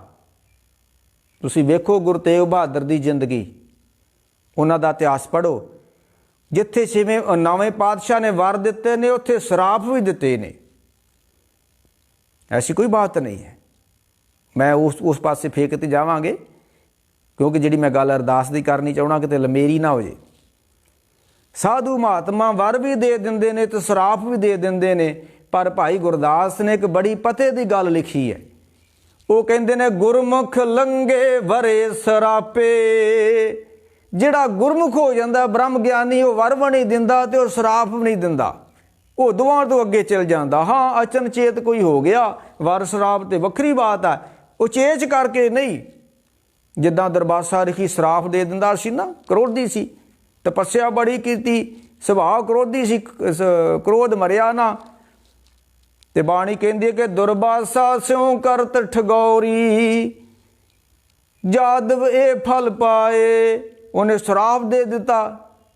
ਦਰਬਾਸਾ ਰਿਖੀ ਨੇ ਆਖਿਆ ਤੁਹਾਡੀ ਕੁੱਲ ਨਾਸ ਹੋ ਜੂ, ਤੇ ਜਾਦਵਾਂ ਦੀ ਕੁੱਲ ਨਾਸ ਹੋ ਗਈ ਧਰਤੀ ਤੋਂ, ਜਿਨ੍ਹਾਂ ਨੂੰ ਵਰ ਸ਼ਰਾਪ ਦਿੱਤਾ ਸੀ। ਬਚਨਾਂ ਵਿੱਚ ਅਰਦਾਸ ਸ਼ਕਤੀ ਹੁੰਦੀ ਆ ਤੇ ਜਗ੍ਹਾ 'ਚ ਸ਼ਕਤੀ ਹੁੰਦੀ ਹੈ। ਤੇ ਬਚਨਾਂ ਦੇ ਉਹਨਾਂ ਵਿੱਚ ਸ਼ਕਤੀ ਹੁੰਦੀ ਆ ਜਿਹਦਾ ਚਿੱਤ ਇਕਾਗਰ ਹੋਇਆ ਹੋਵੇ। ਔਰ ਜਿੰਨਾ ਚਿੱਤ ਇਕਾਗਰ ਹੋਊਗਾ ਉਨੀ ਤੁਹਾਡੇ ਅੰਦਰ ਸ਼ਕਤੀ ਆਏਗੀ, ਵੱਧ ਨਹੀਂ ਆਏਗੀ। ਜੇ ਮਨ ਬਹੁਤ ਖਿੰਡਿਆ ਗਿਆ ਫਿਰ ਅਰਦਾਸ ਨਹੀਂ ਸੁਣੀ ਜਾਏਗੀ। ਹੁਣ ਤੁਸੀਂ ਜੋਗੀਆਂ ਦੇ ਬਾਰੇ ਸੁਣਦੇ ਹੋ ਨਾ, ਵੀ ਉਹ ਰੁੱਖਾਂ ਨੂੰ ਡਾ ਦਿੰਦੇ ਸੀ, ਪਹਾੜ ਡਾ ਦਿੰਦੇ ਸੀ, ਆਪ ਉੱਡ ਜਾਂਦੇ ਸੀ, ਉਹ ਅੱਗ ਵਰਾ ਦਿੰਦੇ ਸੀ। ਬਾਬੇ ਨਾਨਕ ਦੇ ਨਾਲ ਬੜੇ ਉਹਨਾਂ ਨੇ ਸਿਰੜਾਈਆਂ ਕੀਤੀਆਂ। ਕੀ ਸੀ ਉਹਨਾਂ ਕੋਲ? ਸਿਰਫ ਇੱਕੋ ਧਿਆਨ ਦੀ ਇਕਾਗਰਤਾ। ਜਿਉਂ ਮਨੁੱਖ ਦਾ ਧਿਆਨ ਇਕਾਗਰ ਹੁੰਦਾ ਜਾਵੇਗਾ, ਜੇ ਇੱਕ ਹੋਵੇ ਤਾਂ ਉਗਵੈ। ਜਦੋਂ ਧਿਆਨ ਇਕਾਗਰ ਹੋਣਾ ਵਾ, ਇਹਨੂੰ ਇੱਕ ਸ਼ਕਤੀ ਮਿਲਣੀ ਆਪਣੇ ਅੰਦਰੋਂ ਹੀ। ਇਹਨੂੰ ਕਹਿੰਦੇ ਨਾ ਵੀ ਸਾਧੂ ਬੋਲੇ ਸਹਿਜ ਸੁਭਾਅ, ਤੇ ਸਾਧੂ ਦਾ ਬੋਲਿਆ ਬਿਰਥਾ ਨਾ ਜਾ। ਮਤਲਬ ਤੁਸੀਂ ਵੀ ਚਿੱਤ ਇਕਾਗਰ ਕਰਕੇ ਕੋਈ ਗੱਲ ਕਹਿ ਦਿਓ, ਪੂਰੀ ਹੋ ਜਾਊਗੀ। ਕਈ ਵਾਰੀ ਘਰਾਂ ਵਿੱਚ ਵੀ ਕਹਿ ਦਿੰਦੇ ਆ ਵੀ ਮਾੜੀ ਜ਼ਬਾਨ ਨਾਲ ਮੂੰਹ ਤੋਂ ਬੋਲਿਆ ਕਰੋ, ਕਈ ਵਾਰੀ ਲੱਗ ਜਾਂਦੀ ਆ। ਇਹ ਨਹੀਂ ਸਾਧੂਆਂ ਦੀ ਨਹੀਂ, ਇਹ ਗ੍ਰਸਤੀਆਂ ਦੀ ਵੀ ਕਈ ਵਾਰੀ ਪੂਰੀ ਹੋ ਜਾਂਦੀ ਆ। ਇਸੇ ਕਰਕੇ ਪੁਰਾਣੇ ਕਹਿੰਦੇ ਹੁੰਦੇ ਵੀ ਮਾੜਾ ਸ਼ਬਦ ਨਹੀਂ ਜ਼ਬਾਨ ਤੋਂ ਕਿਸੇ ਨੂੰ ਬੋਲਣਾ। ਹੋ ਸਕਦਾ ਤੁਹਾਡਾ ਲੱਗ ਜਾਵੇ, ਸਰਾਪ ਵੀ ਲੱਗ ਸਕਦਾ, ਵਰ ਵੀ ਲੱਗ ਸਕਦਾ। ਉਹ ਛੇਵੇਂ ਪਾਤਸ਼ਾਹ ਦਾ ਘੋੜਾ ਜਦੋਂ ਮਰ ਗਿਆ, ਚੜ੍ਹਾਈ ਕਰ ਗਿਆ, ਮੈਂ ਕਹਿ ਰਿਹਾ ਸੀ ਜਗ੍ਹਾ ਵਿੱਚ ਸ਼ਕਤੀ ਆ, ਅਰਦਾਸ ਵਿੱਚ ਸ਼ਕਤੀ ਆ। ਛੇਵੇਂ ਪਾਤਸ਼ਾਹ ਨੇ ਘੋੜਾ ਉੱਥੇ ਦਫਨਾ ਦਿੱਤਾ ਮਿੱਟੀ 'ਚ। ਉੱਥੇ ਜਾ ਕੇ ਵੇਖੋ, ਅੱਜ 5 ਮੰਜ਼ਿਲਾ ਗੁਰਦੁਆਰਾ ਹੈ, ਗੁਰਦੁਆਰਾ ਸ਼ਹੀਦਾਂ। ਉਸ ਜਦੋਂ ਘੋੜਾ ਦਫਨਾ ਦਿੱਤਾ ਨਾ, ਤੇ ਛੇਵੇਂ ਪਾਤਸ਼ਾਹ ਨੇ ਉਸ ਪਿੰਡ ਨੂੰ ਵਰ ਦਿੱਤਾ। ਕਹਿਣ ਲੱਗੇ ਅੱਜ ਤੋਂ ਬਾਅਦ ਇਸ ਪਿੰਡ ਵਿੱਚ ਜੇ ਕਿਸੇ ਨੂੰ ਸੱਪ ਲੜ ਵੀ ਜਾਊਗਾ, ਪਹਿਲੋਂ ਤਾਂ ਲੜੂਗਾ ਨਹੀਂ ਅਬਲ ਤੇ, ਜੇ ਲੜ ਵੀ ਗਿਆ ਸੱਪ, ਇਸ ਪਿੰਡ ਦੀ ਜਿੱਥੋਂ ਤੱਕ ਜ਼ਮੀਨ ਵਾ, ਜਿੱਥੋਂ ਤੱਕ ਜ਼ਮੀਨ ਇਸ ਪਿੰਡ ਦੀ, ਉਹ ਡੱਲਾ ਤੇ ਡੱਲੀ 2 ਪਿੰਡ ਨੇ, ਭੋਗਪੁਰ ਤਹਿਸੀਲ ਆ ਬਿਲਕੁਲ ਨਾਲ, 2 ਕਿਲੋਮੀਟਰ ਰਵੇਂ ਭੋਗਪੁਰ ਤੋਂ। ਮੈਂ ਉਸ 3 ਮਹੀਨੇ ਉਸ ਗੁਰਦੁਆਰੇ ਰਹਿ ਕੇ ਆਇਆ। 1995 ਦੀ ਗੱਲ, ਸ਼ਾਇਦ ਬੜੀ ਪੁਰਾਣੀ ਗੱਲ। ਉਹ ਛੇਵੇਂ ਪਾਤਸ਼ਾਹ ਨੇ ਆਖਿਆ ਵੀ ਹੁਣ ਇਸ ਪਿੰਡ ਦੀ ਜਿੱਥੋਂ ਤੱਕ ਜ਼ਮੀਨ ਹੈ, ਉਥੋਂ ਤੱਕ ਜੇ ਕਿਸੇ ਨੂੰ ਸੱਪ ਲੜ ਗਿਆ ਤੇ ਜ਼ਹਿਰ ਨਹੀਂ ਚੜੂਗੀ। ਤੇ ਜੇ ਕਿਸੇ ਨੂੰ ਕੋਈ ਬਾਹਰਲੇ ਪਿੰਡਾਂ ਦਾ ਜਿਹਨੂੰ ਕੱਖ ਲੱਗ ਜਾਂਦੇ ਨੇ, ਹੱਥ ਪੈਰ ਗਲ ਜਾਂਦੇ ਨੇ, ਕਹਿੰਦੇ ਮੁੜ ਕੇ ਫਾਂਡੇ ਫੁੰਡੇ ਜੋਗੀਆਂ ਕੋਲੋਂ ਕਰਾਉਣੇ ਪੈਂਦੇ ਆ, ਤੇ ਉਹ ਬੜੀ ਮੁਸ਼ਕਿਲ ਖੜੀ ਹੁੰਦੀ ਆ। ਉਹਦੀ ਦਵਾਈ ਨਹੀਂ ਲੱਗਦੀ। ਜਿਹਨੂੰ ਕੱਖ ਲੱਗ ਜਾਂਦਾ, ਕਹਿੰਦੇ ਸੱਪ ਦਾ ਕੋਈ ਉਹਦੇ ਝੱਗ ਝੁੱਗ ਪਤਾ ਨਹੀਂ ਕੀ ਲੱਗਦੀ, ਰੱਬ ਜਾਣੇ, ਮੈਨੂੰ ਪਤਾ ਨਹੀਂ ਹੁਣ ਵੀ ਸੱਪ ਦੀ ਕਿਹੜੀ ਚੀਜ਼ ਹੱਥ ਨਾਲ ਛਾਉਂਦੀ ਹੈ, ਪੈਰ ਨਾਲ ਛੋਹ ਜੇ, ਮੁੜ ਕੇ ਉਹ ਸਰੀਰ ਦਾ ਹਿੱਸਾ ਗਲ ਜਾਂਦਾ। ਛੇਵੇਂ ਪਾਤਸ਼ਾਹ ਨੇ ਵਰ ਦਿੱਤਾ ਉਸ ਜਗ੍ਹਾ ਨੂੰ ਵੀ ਇੱਕ ਤੇ ਇਸ ਪਿੰਡ ਵਿੱਚ ਕਿਸੇ ਨੂੰ ਸੱਪ ਲੜ ਗਿਆ ਤੇ ਜ਼ਹਿਰ ਨਹੀਂ ਚੜੂਗੀ। ਜੇ ਬਾਹਰੋਂ ਕੋਈ ਗਲੇ ਹੱਥ ਵਾਲਾ, ਸੜੇ ਹੱਥ ਵਾਲਾ, ਜਿਹਨੂੰ ਸੱਪ ਨੇ ਕੱਖ ਲੱਗਾ ਹੋਊਗਾ, ਜੇ ਇੱਥੋਂ ਜਿੱਥੇ ਘੋੜਾ ਨੱਪਿਆ ਸੀ, ਜੇ ਇੱਥੋਂ ਆਣ ਕੇ ਮਿੱਟੀ ਲਾ ਲੂ ਨਾ, ਤੇ ਉਹਦਾ ਇਹ ਜ਼ਹਿਰ ਉਤਰ ਜੂਗਾ। ਮੈਂ ਉੱਥੇ 3 ਮਹੀਨੇ ਰਿਹਾ ਤੇ ਮੈਂ ਪਿੰਡ ਵਾਲਿਆਂ ਨੂੰ ਪੁੱਛਿਆ ਵੀ ਇਹ ਗੱਲ ਹੁੰਦੀ ਆ ਕਿ ਜਾਂ ਝੂਠੀ ਕਹਾਣੀ ਆ। ਮੇਰੇ ਹੁੰਦਿਆਂ ਉੱਥੇ, ਮੈਂ ਉੱਥੇ 95 ਵਿੱਚ ਮਾਰਚ, ਅਪ੍ਰੈਲ ਤੇ ਮਈ, ਜੂਨ ਤੱਕ ਰਿਹਾ ਉੱਥੇ। ਕਈ ਲੋਕ ਆਉਂਦੇ ਸੀ ਜਿਨ੍ਹਾਂ ਦੇ ਹੱਥ ਪੈਰ ਗਲੇ ਹੁੰਦੇ ਸੀ, ਕਿਉਂਕਿ ਇਹ ਗਾਲਾ, ਇਹ ਤੇ ਦਵਾਈ ਨਹੀਂ ਲੱਗਦੀ। ਜਿਹਨੂੰ ਕੱਖ ਲੱਗ ਜਾਂਦਾ ਨਾ ਸੱਪ ਦਾ, ਇਹ ਤੇ ਦਵਾਈ ਨਹੀਂ ਲੱਗਦੀ, ਮੁੜ ਕੇ ਇਹ ਗਲਣਾ ਸ਼ੁਰੂ ਹੋ ਜਾਂਦਾ। ਤੇ ਉਹ ਉੱਥੇ ਬੇਰੀ ਆ ਗੁਰਦੁਆਰੇ ਦੇ ਬਾਹਰ ਇੱਕ, ਜਿਹੜੇ ਕਹਿੰਦੇ ਨਾ ਵੀ ਕੁਛ ਨਹੀਂ ਸ਼ਕਤੀ ਕਰਾ ਮਾਤਾ, ਉਹਨਾਂ ਨੂੰ ਕੰਨਾਂ ਤੋਂ ਫੜੋ ਤੇ ਉੱਥੇ ਬੇਰੀ ਥੱਲੇ ਲੈ ਜਿਓ। ਉੱਦਾਂ ਤਾਂ ਵੈਸੇ ਚਾਹੁੰਦੇ ਨੇ ਵੀ ਇੱਕ ਚੁੱਪ ਤੇ 100 ਸੁੱਖ, ਗੱਲਾਂ ਕਰਾਂਗੇ ਤੇ ਵਿਵਾਦ ਹੋਰ ਖੜਾ ਹੋ ਜਾਣਾ। ਉੱਥੋਂ ਫਿਰ ਅੱਜ ਵੀ ਕਿਸੇ ਨੂੰ ਭੈਣ ਭਰਾ ਨੂੰ ਹੋਵੇ ਤੇ ਉੱਥੇ ਜਾ ਕੇ ਤਜਰਬਾ ਕਰ ਲੈਣਾ। ਮੇਰੇ ਹੁੰਦਿਆਂ ਉੱਥੇ ਲੋਕੀ ਆਉਂਦੇ ਸੀ, ਉਸ ਬੇਰੀ ਦੇ ਥੱਲੇ ਉਹ ਮਿੱਟੀ ਲੈਣੀ ਆ, ਤੇ ਜਿਸ ਜਗ੍ਹਾ ਤੇ ਉਹ ਹੈ, ਪੈਰ ਤੇ ਹੈ ਜਾਂ ਜਿੱਥੇ ਵੀ ਹੈ, ਉੱਥੋਂ ਮਿੱਟੀ ਲਾਉਣੀ ਆ, ਉਹ ਜ਼ਹਿਰ ਲੱਥ ਜਾਂਦੀ ਆ। ਇਹ 6ਵੇਂ ਪਾਤਸ਼ਾਹ ਨੇ ਵਰ ਦਿੱਤਾ ਉਸ ਜਗ੍ਹਾ ਨੂੰ। ਉਹ ਜਗ੍ਹਾ 'ਚ ਸ਼ਕਤੀ ਆ। ਇਹ ਕਹਿੰਦੇ ਜੀ ਇੱਥੇ ਤੁਹਾਡੇ ਹਰਮੰਦਰਾਂ 'ਚ ਨਹੀਂ ਸ਼ਕਤੀ ਹੈਗੀ, ਤੁਹਾਡੇ ਸਰੋਵਰਾਂ 'ਚ ਨਹੀਂ ਸ਼ਕਤੀ ਹੈਗੀ। ਠੀਕ ਆ, ਜਿਨ੍ਹਾਂ ਵਾਸਤੇ ਨਹੀਂ ਹੈਗੀ, ਜਿਨ੍ਹਾਂ ਵਾਸਤੇ ਹੈਗੀ, ਉਹਨਾਂ ਵਾਸਤੇ ਹੈਗੀ ਵੀ ਹੈ। ਰਜਨੀ ਵਾਸਤੇ ਹੈ, ਅੱਜ ਦੀਆਂ ਕੋਈ ਜਨਾਨੀ ਇਸਤਰੀਆਂ ਵਾਸਤੇ ਨਹੀਂ ਹੈ, ਰਜਨੀ ਵਾਸਤੇ ਹੈਗੀ ਹੈ। ਤੇ ਲਓ, ਹੁਣ ਆਪਾਂ ਅਰਦਾਸ ਦੇ ਵਿਸ਼ੇ 'ਤੇ ਬੋਲ ਰਹੇ ਹਾਂ, ਅਤੇ ਆਪਾਂ ਹੁਣ ਬਹੁਤੀ ਗੱਲ ਲੰਬੀ ਹੁੰਦੀ ਜਾਂਦੀ ਹੈ, ਮੈਂ ਸੰਕੋਚ ਕਰਾਂ ਇਸ ਨੂੰ। ਮਹਾਰਾਜ ਕਹਿੰਦੇ ਜਦੋਂ ਤੁਸੀਂ ਅਰਦਾਸ ਕਰਨੀ ਆ ਨਾ, ਤੇ ਉਹਨੇ ਸੁਣਨੀ ਆ। ਇੱਕ ਤੇ ਅਸੀਂ ਹੱਥ ਪੱਲਾ ਜੋੜਦੇ ਹਾਂ ਤੇ ਉਹ ਸੁਣਦਾ ਨਹੀਂ ਸਾਡੀ। ਪਰ ਮਹਾਰਾਜ ਕਹਿੰਦੇ ਇੱਕ ਤਰੀਕਾ ਜੇ ਤੂੰ ਅਪਣਾ ਲੈ ਨਾ ਬੰਦਿਆ, ਤੇ ਤੈਨੂੰ ਅਰਦਾਸ ਕਰਨੀ ਵੀ ਨਹੀਂ ਪੈਣੀ, ਉਹਨੇ ਖੁਦ ਚੱਲ ਕੇ ਤੇਰੇ ਕੋਲ ਆਉਣਾ ਹੈ। ਤੇ ਜਾਂ ਕੋਈ ਸੁਨੇਹਾ ਭੇਜ ਦੇਣਾ ਵੀ ਤੂੰ ਇੱਧਰ ਆ। ਹੁਣ ਤਾਂ ਅਸੀਂ ਅਰਦਾਸਾਂ ਕਰਦੇ ਹਾਂ, ਸੱਚੇ ਪਾਤਸ਼ਾਹ ਹੋ ਜੇ, ਕੱਖ ਵੀ ਨਹੀਂ ਹੁੰਦਾ। ਕਿਉਂਕਿ ਆਖਣ ਸੁਣਨਾ ਪਾਉਣ ਕੀ ਬਾਣੀ, ਸਾਡਾ ਆਖਿਆ ਤੇ ਸੁਣਿਆ ਹਵਾ 'ਚ ਉੱਡੀ ਜਾਂਦਾ ਹੈ। ਕਿਉਂ? ਇਹ ਮਨ ਰੱਤਾ ਮਾਇਆ। ਇਹ ਤੇ ਮਨ ਉੱਤੇ ਦੁਨੀਆ ਦਾ ਰੰਗ ਹੀ ਬੜਾ ਚੜ੍ਹ ਚੁੱਕਾ ਹੈ। ਇਹ ਤੇ ਹੁਣ ਰੱਬ ਦੀ ਤੇ ਮਨ ਦੀ ਕੋਈ ਗੱਲ, ਪਰਮਾਤਮਾ ਦੀ ਗੱਲ ਅਸਰ ਨਹੀਂ ਕਰਨ ਦਈ। ਅੱਜ ਵੇਖੋ ਕਿੰਨੀ ਪਾਠ ਪੂਜਾ ਕਥਾ ਕੀਰਤਨ ਦਰਿਆ ਵਗਣ ਦਏ ਨੇ। ਘਰ ਬੈਠੇ ਜਿੱਥੋਂ ਜਿਹੜੇ ਮਰਜ਼ੀ ਗੁਰਦੁਆਰੇ ਦਾ, ਜਿੱਥੋਂ ਦਾ ਮਰਜ਼ੀ ਕੀਰਤਨ ਸੁਣੀ ਜਾਓ, ਕਥਾ ਸੁਣੀ ਜਾਓ, ਪਰ ਅਸਰ ਤਾਂ ਕੁਛ ਵੀ ਨਹੀਂ ਹੋਣ ਦਿਆ। ਕਿਉਂ ਨਹੀਂ ਹੋਣ ਦਿਆ? ਆਖਣ ਸੁਣਨਾ ਪਾਉਣ ਕੀ ਬਾਣੀ। ਆਖਿਆ ਵੀ ਤੇ ਸੁਣਿਆ ਵੀ, ਮੂੰਹ ਤੋਂ ਕਿਹਾ ਰੱਬ ਦਾ ਨਾਮ ਤੇ ਕੰਨਾਂ ਨਾਲ ਸੁਣਿਆ ਰੱਬ ਦਾ ਨਾਮ, ਹਵਾ 'ਚ ਉੱਡੀ ਜਾਂਦਾ। ਕਹਿੰਦੇ ਨੇ ਇੱਕ ਕੰਨੋਂ ਸੁਣਿਆ ਦੂਜੇ ਕੰਨੇ ਕੱਢ ਛੱਡਿਆ। ਕਿਉਂ ਹੋਇਆ? ਇਹ ਮਨ ਰੱਤਾ ਮਾਇਆ। ਤੇ ਮਹਾਰਾਜ ਕਹਿੰਦੇ ਜੇ ਦਰ ਮੰਗਤ ਕੂਕ ਕਰੇ, ਮੈਲੀ ਖਸਮ ਸੁਣੇ। ਮਹਾਰਾਜ ਕਹਿੰਦੇ ਜਦੋਂ ਇਸ ਤਰ੍ਹਾਂ ਕੋਈ ਪਰਵਤਗਾਰ ਦੇ ਅੱਗੇ ਹੱਥ ਜੋੜਦਾ ਹੈ ਤੇ ਉਹ ਫਿਰ ਖਸਮ ਸੁਣ ਲੈਂਦਾ ਹੈ। ਤੇ ਮਹਾਰਾਜ ਕਹਿੰਦੇ ਜੇ ਤੂੰ ਇੱਕ ਹੋਰ ਤਰੀਕਾ ਅਪਣਾ ਲੈ ਨਾ, ਤੇ ਫਿਰ ਤੈਨੂੰ ਕਹਿਣ ਦੀ ਲੋੜ ਨਹੀਂ ਪੈਣੀ, ਉਹ ਤੈਨੂੰ ਕੁਛ ਕਵੇਗਾ ਆਣ ਕੇ। ਬੜਾ ਵੱਡਾ ਨੁਕਤਾ ਗੁਰਬਾਣੀ ਨੇ ਦਿੱਤਾ ਹੈ। ਪਰ ਇਹ ਅਵਸਥਾ ਭਗਤਾਂ ਦੀ ਹੈ, ਤੁਹਾਡੀ ਸਾਡੀ ਨਹੀਂ ਹੈ। ਦੁਨੀਆਦਾਰਾਂ ਦੀ ਨਹੀਂ ਹੈ। ਦੁਨੀਆਦਾਰਾਂ ਨੂੰ ਤੇ ਹੱਥ ਪੱਲਾ ਜੋੜਨਾ ਹੀ ਪੈਣਾ, ਕੋਈ ਸੀਸ ਕੋਈ ਨੱਕ ਗੋਡਾ ਰਗੜਨਾ ਹੀ ਪੈਣਾ ਗੁਰੂ ਪੀਰ ਅੱਗੇ। ਸਾਡੇ ਕੋਲ ਨਹੀਂ ਆਉਣਾ ਨੇ, ਨਾ ਨਾ। ਉਹ ਐ ਹਾਸੇ ਵਾਲੀ ਗੱਲ ਦੱਸਦੇ ਹੁੰਦੇ ਆ ਵੀ ਉਹ ਧੰਨੇ ਨੂੰ ਮਿਲਿਆ ਨਾ ਜਦੋਂ ਰੱਬ, ਤੇ ਉਹਨੇ ਉਹਨੂੰ ਮੱਝਾਂ ਚਾਰਨ ਲਾ ਤਾ ਖੂਹ। ਮਨ ਘੜਤ ਦੀ ਸਾਖੀ ਹੈ, ਤੇ ਕੋਈ ਇੱਦਾਂ ਨਾ ਐਕਸ਼ਨ ਨਾ ਕੋਈ ਲੈ ਲਿਓ, ਡਰ ਬੜਾ ਉਹਦਾ ਗੱਲ ਕਹਿੰਦੇ। ਇਹ ਕਹਾਣੀਆਂ ਹੁੰਦੀਆਂ ਮਨ ਪਰਚਾਵੇ ਵਾਸਤੇ, ਕੋਈ ਸ਼ਰਧਾ ਭਾਵਨਾ ਪੈਦਾ ਹੋ ਜੇ, ਹੋਰ ਇਹਨਾਂ ਗੱਲਾਂ 'ਚ ਕੀ। ਸੱਚੀ ਤੇ ਗੁਰੂ ਕੀ ਬਾਣੀ ਹੈ ਭਾਈ। ਕਥਾ ਕਹਾਣੀਆਂ ਕੋਈ ਬਹੁਤੀਆਂ ਸੱਚੀਆਂ ਨਹੀਂ ਹੁੰਦੀਆਂ, ਸੱਚੀ ਗੁਰੂ ਕੀ ਬਾਣੀ। ਉਹ ਕਹਿੰਦੇ ਉਹਨੇ ਖੂਹ ਜੋੜਨ ਲਾਤਾ ਤੇ ਮੱਝੀਆਂ ਚਾਰਨ ਲਾਤਾ। ਜੱਟ ਸੀ ਉਹ। ਮੁੜ ਕੇ ਰੱਬ ਨੇ ਫੈਸਲਾ ਕਰ ਲਿਆ ਵੀ ਹੁਣ ਜੱਟਾਂ ਨੂੰ ਨਹੀਂ ਮੈਂ ਮਿਲਣਾ। ਇੱਦਾਂ ਦੀ ਸਾਖੀ ਸੁਣਾਉਣ ਦੇ। ਖੈਰ, ਉਹ ਫਿਰ ਮਹਾਰਾਜ ਸੱਚੇ ਪਾਤਸ਼ਾਹ ਕਹਿੰਦੇ ਨੇ ਜਦੋਂ ਕੋਈ ਪਰਵਤਗਾਰ ਦੇ ਅੱਗੇ ਅਰਦਾਸ ਬੇਨਤੀ ਕਰਦਾ ਤੇ ਸੁਣਦਾ, ਤੇ ਜਿਹੜੇ ਰੱਬ ਦੇ ਪਿਆਰੇ ਹੁੰਦੇ ਨੇ ਉਹਨਾਂ ਕੋਲ ਖੁਦ ਚੱਲ ਕੇ ਆਉਂਦਾ, ਤੇ ਆਣ ਕੇ ਕਹਿੰਦਾ ਤੂੰ ਕੌਣ ਰੇ ਮੈਂ ਜੀ ਨਾਮਾ। ਉਹ ਕਹਿੰਦਾ ਤੂੰ ਕੌਣ ਹੈ? ਭਗਤ ਨਾਮਦੇਵ ਜੀ ਕਹਿੰਦੇ ਮੈਂ ਨਾਮਾ ਵਾਂ। ਹਾਂ ਜੀ, ਦੱਸੋ ਕੀ ਗੱਲ ਹੈ? ਸਾਡੀ ਨਹੀਂ ਸੁਣਨੀ ਹੈ, ਸਾਨੂੰ ਕਹਿਣੀ ਪੈਣੀ ਰੱਬ ਨੂੰ। ਤੇ ਜਿਹੜੇ ਰੱਬ ਦੇ ਪਿਆਰੇ ਨੇ, ਰੱਬ ਉਹਨਾਂ ਦੀ ਸੁਣ ਲੈਂਦਾ। ਉਹਨਾਂ ਨੂੰ ਆਣ ਕੇ ਕਹਿੰਦਾ ਵੀ ਦੱਸੋ ਕੀ ਗੱਲ ਆ ਜੀ? ਕਿਉਂਕਿ ਤੂੰ ਭਗਤਾਂ ਕੇ ਵਸ ਭਗਤਾਂ ਤਾਣ ਤੇਰਾ। ਵਾਹ ਵਾਹ। ਉਹ ਭਗਤਾਂ ਦਾ ਮਾਂ ਪਿਓ ਵਾ, ਤੇ ਮਾਂ ਪਿਓ ਪੁੱਤਰਾਂ ਦੀ ਸੁਣੇ ਹੀ ਨਾ। ਉਹ ਮਾਂ ਬਾਪ ਕਾਹਦਾ ਹੈ?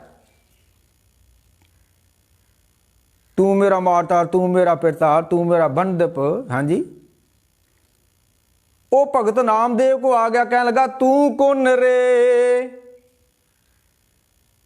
ਮੈਂ ਜੀ ਨਾਮਾ। ਹਾਂ ਜੀ, ਦੱਸੋ। ਭਗਤ ਨੂੰ ਕਹਿੰਦੇ ਭਗਤ ਜੀ ਦੱਸੋ ਕੀ ਗੱਲ ਤੁਹਾਨੂੰ? ਅਸੀਂ ਉਹਨੂੰ ਕਹਿੰਦੇ ਤਾਂ ਨਹੀਂ ਸੁਣਦੇ ਆ। ਉਹ ਕਿਸੇ ਨੇ ਲਿਖਿਆ ਨਾ ਵੀ ਇੱਕ ਨਾ ਦੇ ਤੂੰ ਜਾ ਕੇ ਬੂਹੇ ਖੜਕਾਏ, ਤੇ ਕਈ ਤੇਰੇ ਆਣ ਕੇ ਬੂਹੇ ਖੜਕਾਵੇਂ, ਤੂੰ ਖੋਲੇ ਨਾ, ਪਤਾ ਨਹੀਂ ਕਿਉਂ। ਇਹ ਤੇਰੀ ਮਰਜ਼ੀ ਆ, ਸਾਡੀ ਨਹੀਂ ਹੈ ਮਰਜ਼ੀ। ਜੇ ਦਰ ਮੰਗਤ ਕੂਕ ਕਰੇ ਮਹਿਲੀ ਖਸਮ ਸੁਣੇ, ਭਾਵੇਂ ਧੱਕੇ ਭਾਵੇਂ ਤੀਰਕ। ਉਹ ਆਪਣੇ ਮਹਿਲ 'ਚ ਬੁਲਾ ਲੇ, ਭਾਵੇਂ ਧੱਕਾ ਦੇ ਦੇ, ਉਹਦੀ ਆਪਣੀ ਮਰਜ਼ੀ ਹੈ। ਇੱਕ ਬੂਹਾ ਖੜਕਾਉਣ ਤੂੰ ਖੋਲੇ ਨਹੀਂ, ਇੱਕ ਨਾ ਦੇ ਤੂੰ ਜਾ ਕੇ ਬੂਹੇ ਖੜਕਾਵੇਂ, ਪਤਾ ਨਹੀਂ ਕਿਉਂ। ਇੱਕ ਤੈਨੂੰ ਆਵਾਜ਼ਾਂ ਮਾਰਨ ਤੂੰ ਸੁਣੇ ਹੀ ਨਾ, ਇੱਕ ਨਾ ਦੇ ਤੂੰ ਜਾ ਕੇ ਉਹਨਾਂ ਦੇ ਪੁੱਛ ਲੈ ਹਾਲੇ, ਪਤਾ ਨਹੀਂ ਕਿਉਂ। ਇੱਦਾਂ ਦੀ ਗੱਲਾਂ ਲਿਖੀਆਂ। ਉਹ ਆਓ ਉੱਥੇ ਹੁਣ ਆਪਾਂ ਮਹਾਰਾਜ ਕਹਿੰਦੇ ਆ ਵੀ ਰੱਬ ਗੁਰੂ ਕੀ ਬਾਣੀ ਨੇ ਕਿਹਾ ਵੀ ਜੇ ਤੇਰੇ ਕੋਲ ਦੋ ਚੀਜ਼ਾਂ ਹੋਣਗੀਆਂ ਨਾ, ਤੈਨੂੰ ਕਹਿਣ ਦੀ ਲੋੜ ਨਹੀਂ ਪੈਣੀ ਰੱਬ ਨੂੰ। ਰੱਬ ਨੇ ਤੈਨੂੰ ਪੁੱਛਣਾ ਵਾ, ਤੂੰ ਕੌਣ ਰੇ ਮੈਂ ਜੀ ਨਾਮਾ। ਹਾਂ ਜੀ, ਦੱਸੋ। ਰੱਬ ਕਹਿੰਦਾ ਨਾਮਦੇਵ ਨੂੰ, ਦੱਸ ਭਗਤਾ ਕੀ ਤੈਨੂੰ ਮੁਸ਼ਕਲ ਹੈ? ਸਾਡੇ ਮਾਂ ਪਿਓ ਪੁੱਛਦੇ ਨਹੀਂ ਸਾਨੂੰ ਕਿ ਪੁੱਤ ਕੋਈ ਮੁਸ਼ਕਲ ਤਾਂ ਨਹੀਂ ਆ। ਹੁਣ ਜਿਹੜੇ ਪੰਜਾਬੋਂ ਬਾਹਰ ਸਾਡੇ ਪੰਜਾਬੀ ਨੇ, ਥੋੜ੍ਹੀ ਮੁਸ਼ਕਲ ਆਈ ਆ ਤੇ ਫੋਨ ਉਹ ਖੜਕਦੇ ਨਹੀਂ। ਹੁਣ ਕੱਲ੍ਹ ਪਰਸੋਂ ਦਿੱਲੀਓਂ ਕੋਈ ਫੋਨ ਆਇਆ ਸੀ, ਤੇ ਇਹ ਥੋੜ੍ਹੀ ਜਿਹੀ ਮੁਸ਼ਕਲ ਵਾ। ਮੈਂ ਰੋਟੀ ਪਾਣੀ ਮਿਲਦਾ ਸਹੀ ਨਹੀਂ ਮਿਲਦਾ। ਮੈਂ ਤੇਰੀ ਬੇਬੇ ਬੈਠੀ ਤੈਨੂੰ ਸਹੀ ਦੇਵੇ, 3 ਟਾਈਮ ਤੈਨੂੰ ਪਕਾ ਕੇ ਗੁਰਦੁਆਰੇ ਖਾਲੇ ਖਵਾਉਣ ਦੇ, ਤੇ ਬੇਟਾ ਖਾਈ ਜਾ, ਸਹੀ ਨਹੀਂ ਮਿਲਦਾ। ਤੇਰੀ ਬੇਬੇ ਬੈਠੀ ਤੈਨੂੰ ਸਹੀ ਪਰੌਂਠੇ ਪਕਾ ਕੇ ਦੇਵੇ। ਅਸੀਂ ਇੱਥੇ ਚਾਰ ਨਾ ਖਾਣ ਦੇ, ਤੈਨੂੰ ਇੱਥੇ ਪੱਕੀਆਂ ਪਕਾਈਆਂ ਮਿਲਦੀਆਂ, ਅਸੀਂ ਪਕਾ ਕੇ ਖਾਂਦੇ ਆ। ਘਾਬਰ ਜਾਂਦੇ ਨੇ ਬੜੀ ਛੇਤੀ, ਬੜੇ ਫੋਨ ਖੜਕਦੇ ਹੁਣ ਮਾਂ ਪਿਓਆਂ ਦੇ, ਕਿਵੇਂ ਆ ਪੁੱਤ। ਇੱਦਾਂ ਹੀ ਰੱਬ ਖੜਕਾਉਂਦਾ ਭਗਤਾਂ ਦੇ। ਤੂੰ ਕੌਣ ਰੇ। ਆ ਗਿਆ ਭਗਤ ਨਾਮਦੇਵ ਨੂੰ ਰੱਬ ਦਾ ਫੋਨ। ਤੂੰ ਕੌਣ ਰੇ ਮੈਂ ਜੀ। ਅੱਗੇ ਨਾਮਦੇਵ ਨੇ ਆਖਿਆ ਮੈਂ ਵਾਂ। ਉਹਨੇ ਆਵਾਜ਼ ਪਛਾਣ ਲਈ, ਪਰ ਉਹਨਾਂ ਰੱਬ ਕਹਿੰਦਾ ਭਗਤਾ ਤੇਰੀ ਆਵਾਜ਼ ਨਹੀਂ ਪਛਾਣੀ, ਕੀ ਗੱਲ ਅੱਜ ਹੋ ਗਈ? ਤੂੰ ਕੌਣ ਰੇ ਮੈਂ ਜੀ, ਆਪਾਂ ਹੀ ਆ। ਤੇ ਰੱਬ ਕਹਿੰਦਾ ਨਾਮਾ। ਹਾਂਜੀ ਨਾਮਾ। ਕਹਿੰਦਾ ਅੱਜ ਤੇਰੀ ਆਵਾਜ਼ ਨਹੀਂ ਪਛਾਣੀ, ਕੀ ਗੱਲ ਭਗਤਾ ਕੀ ਹੋ ਗਈ? ਕਹਿੰਦਾ ਸਿਆਪਾ ਪਿਆ ਹੀ ਇੱਥੇ ਇੱਕ। ਜਦੋਂ ਸਿਆਪੇ ਪੈ ਜਾਂਦਾ ਫਿਰ ਆਵਾਜ਼ਾਂ ਵੀ ਬਦਲ ਜਾਂਦੀਆਂ ਹੁੰਦੀਆਂ। ਫਿਰ ਅੰਦਰ ਆਵਾਜ਼ ਨਹੀਂ ਸਹੀ ਨਿਕਲਦੀ ਜਦੋਂ ਕੋਈ ਸਿਆਪੇ ਪੈ ਜਾਣ। ਤੂੰ ਕੁਨ ਰੇ ਮੈਂ ਜੀ ਨਾਮਾ, ਹਾਂ ਜੀ ਦੱਸੋ ਕਿਆ ਬਾਤ ਹੈ।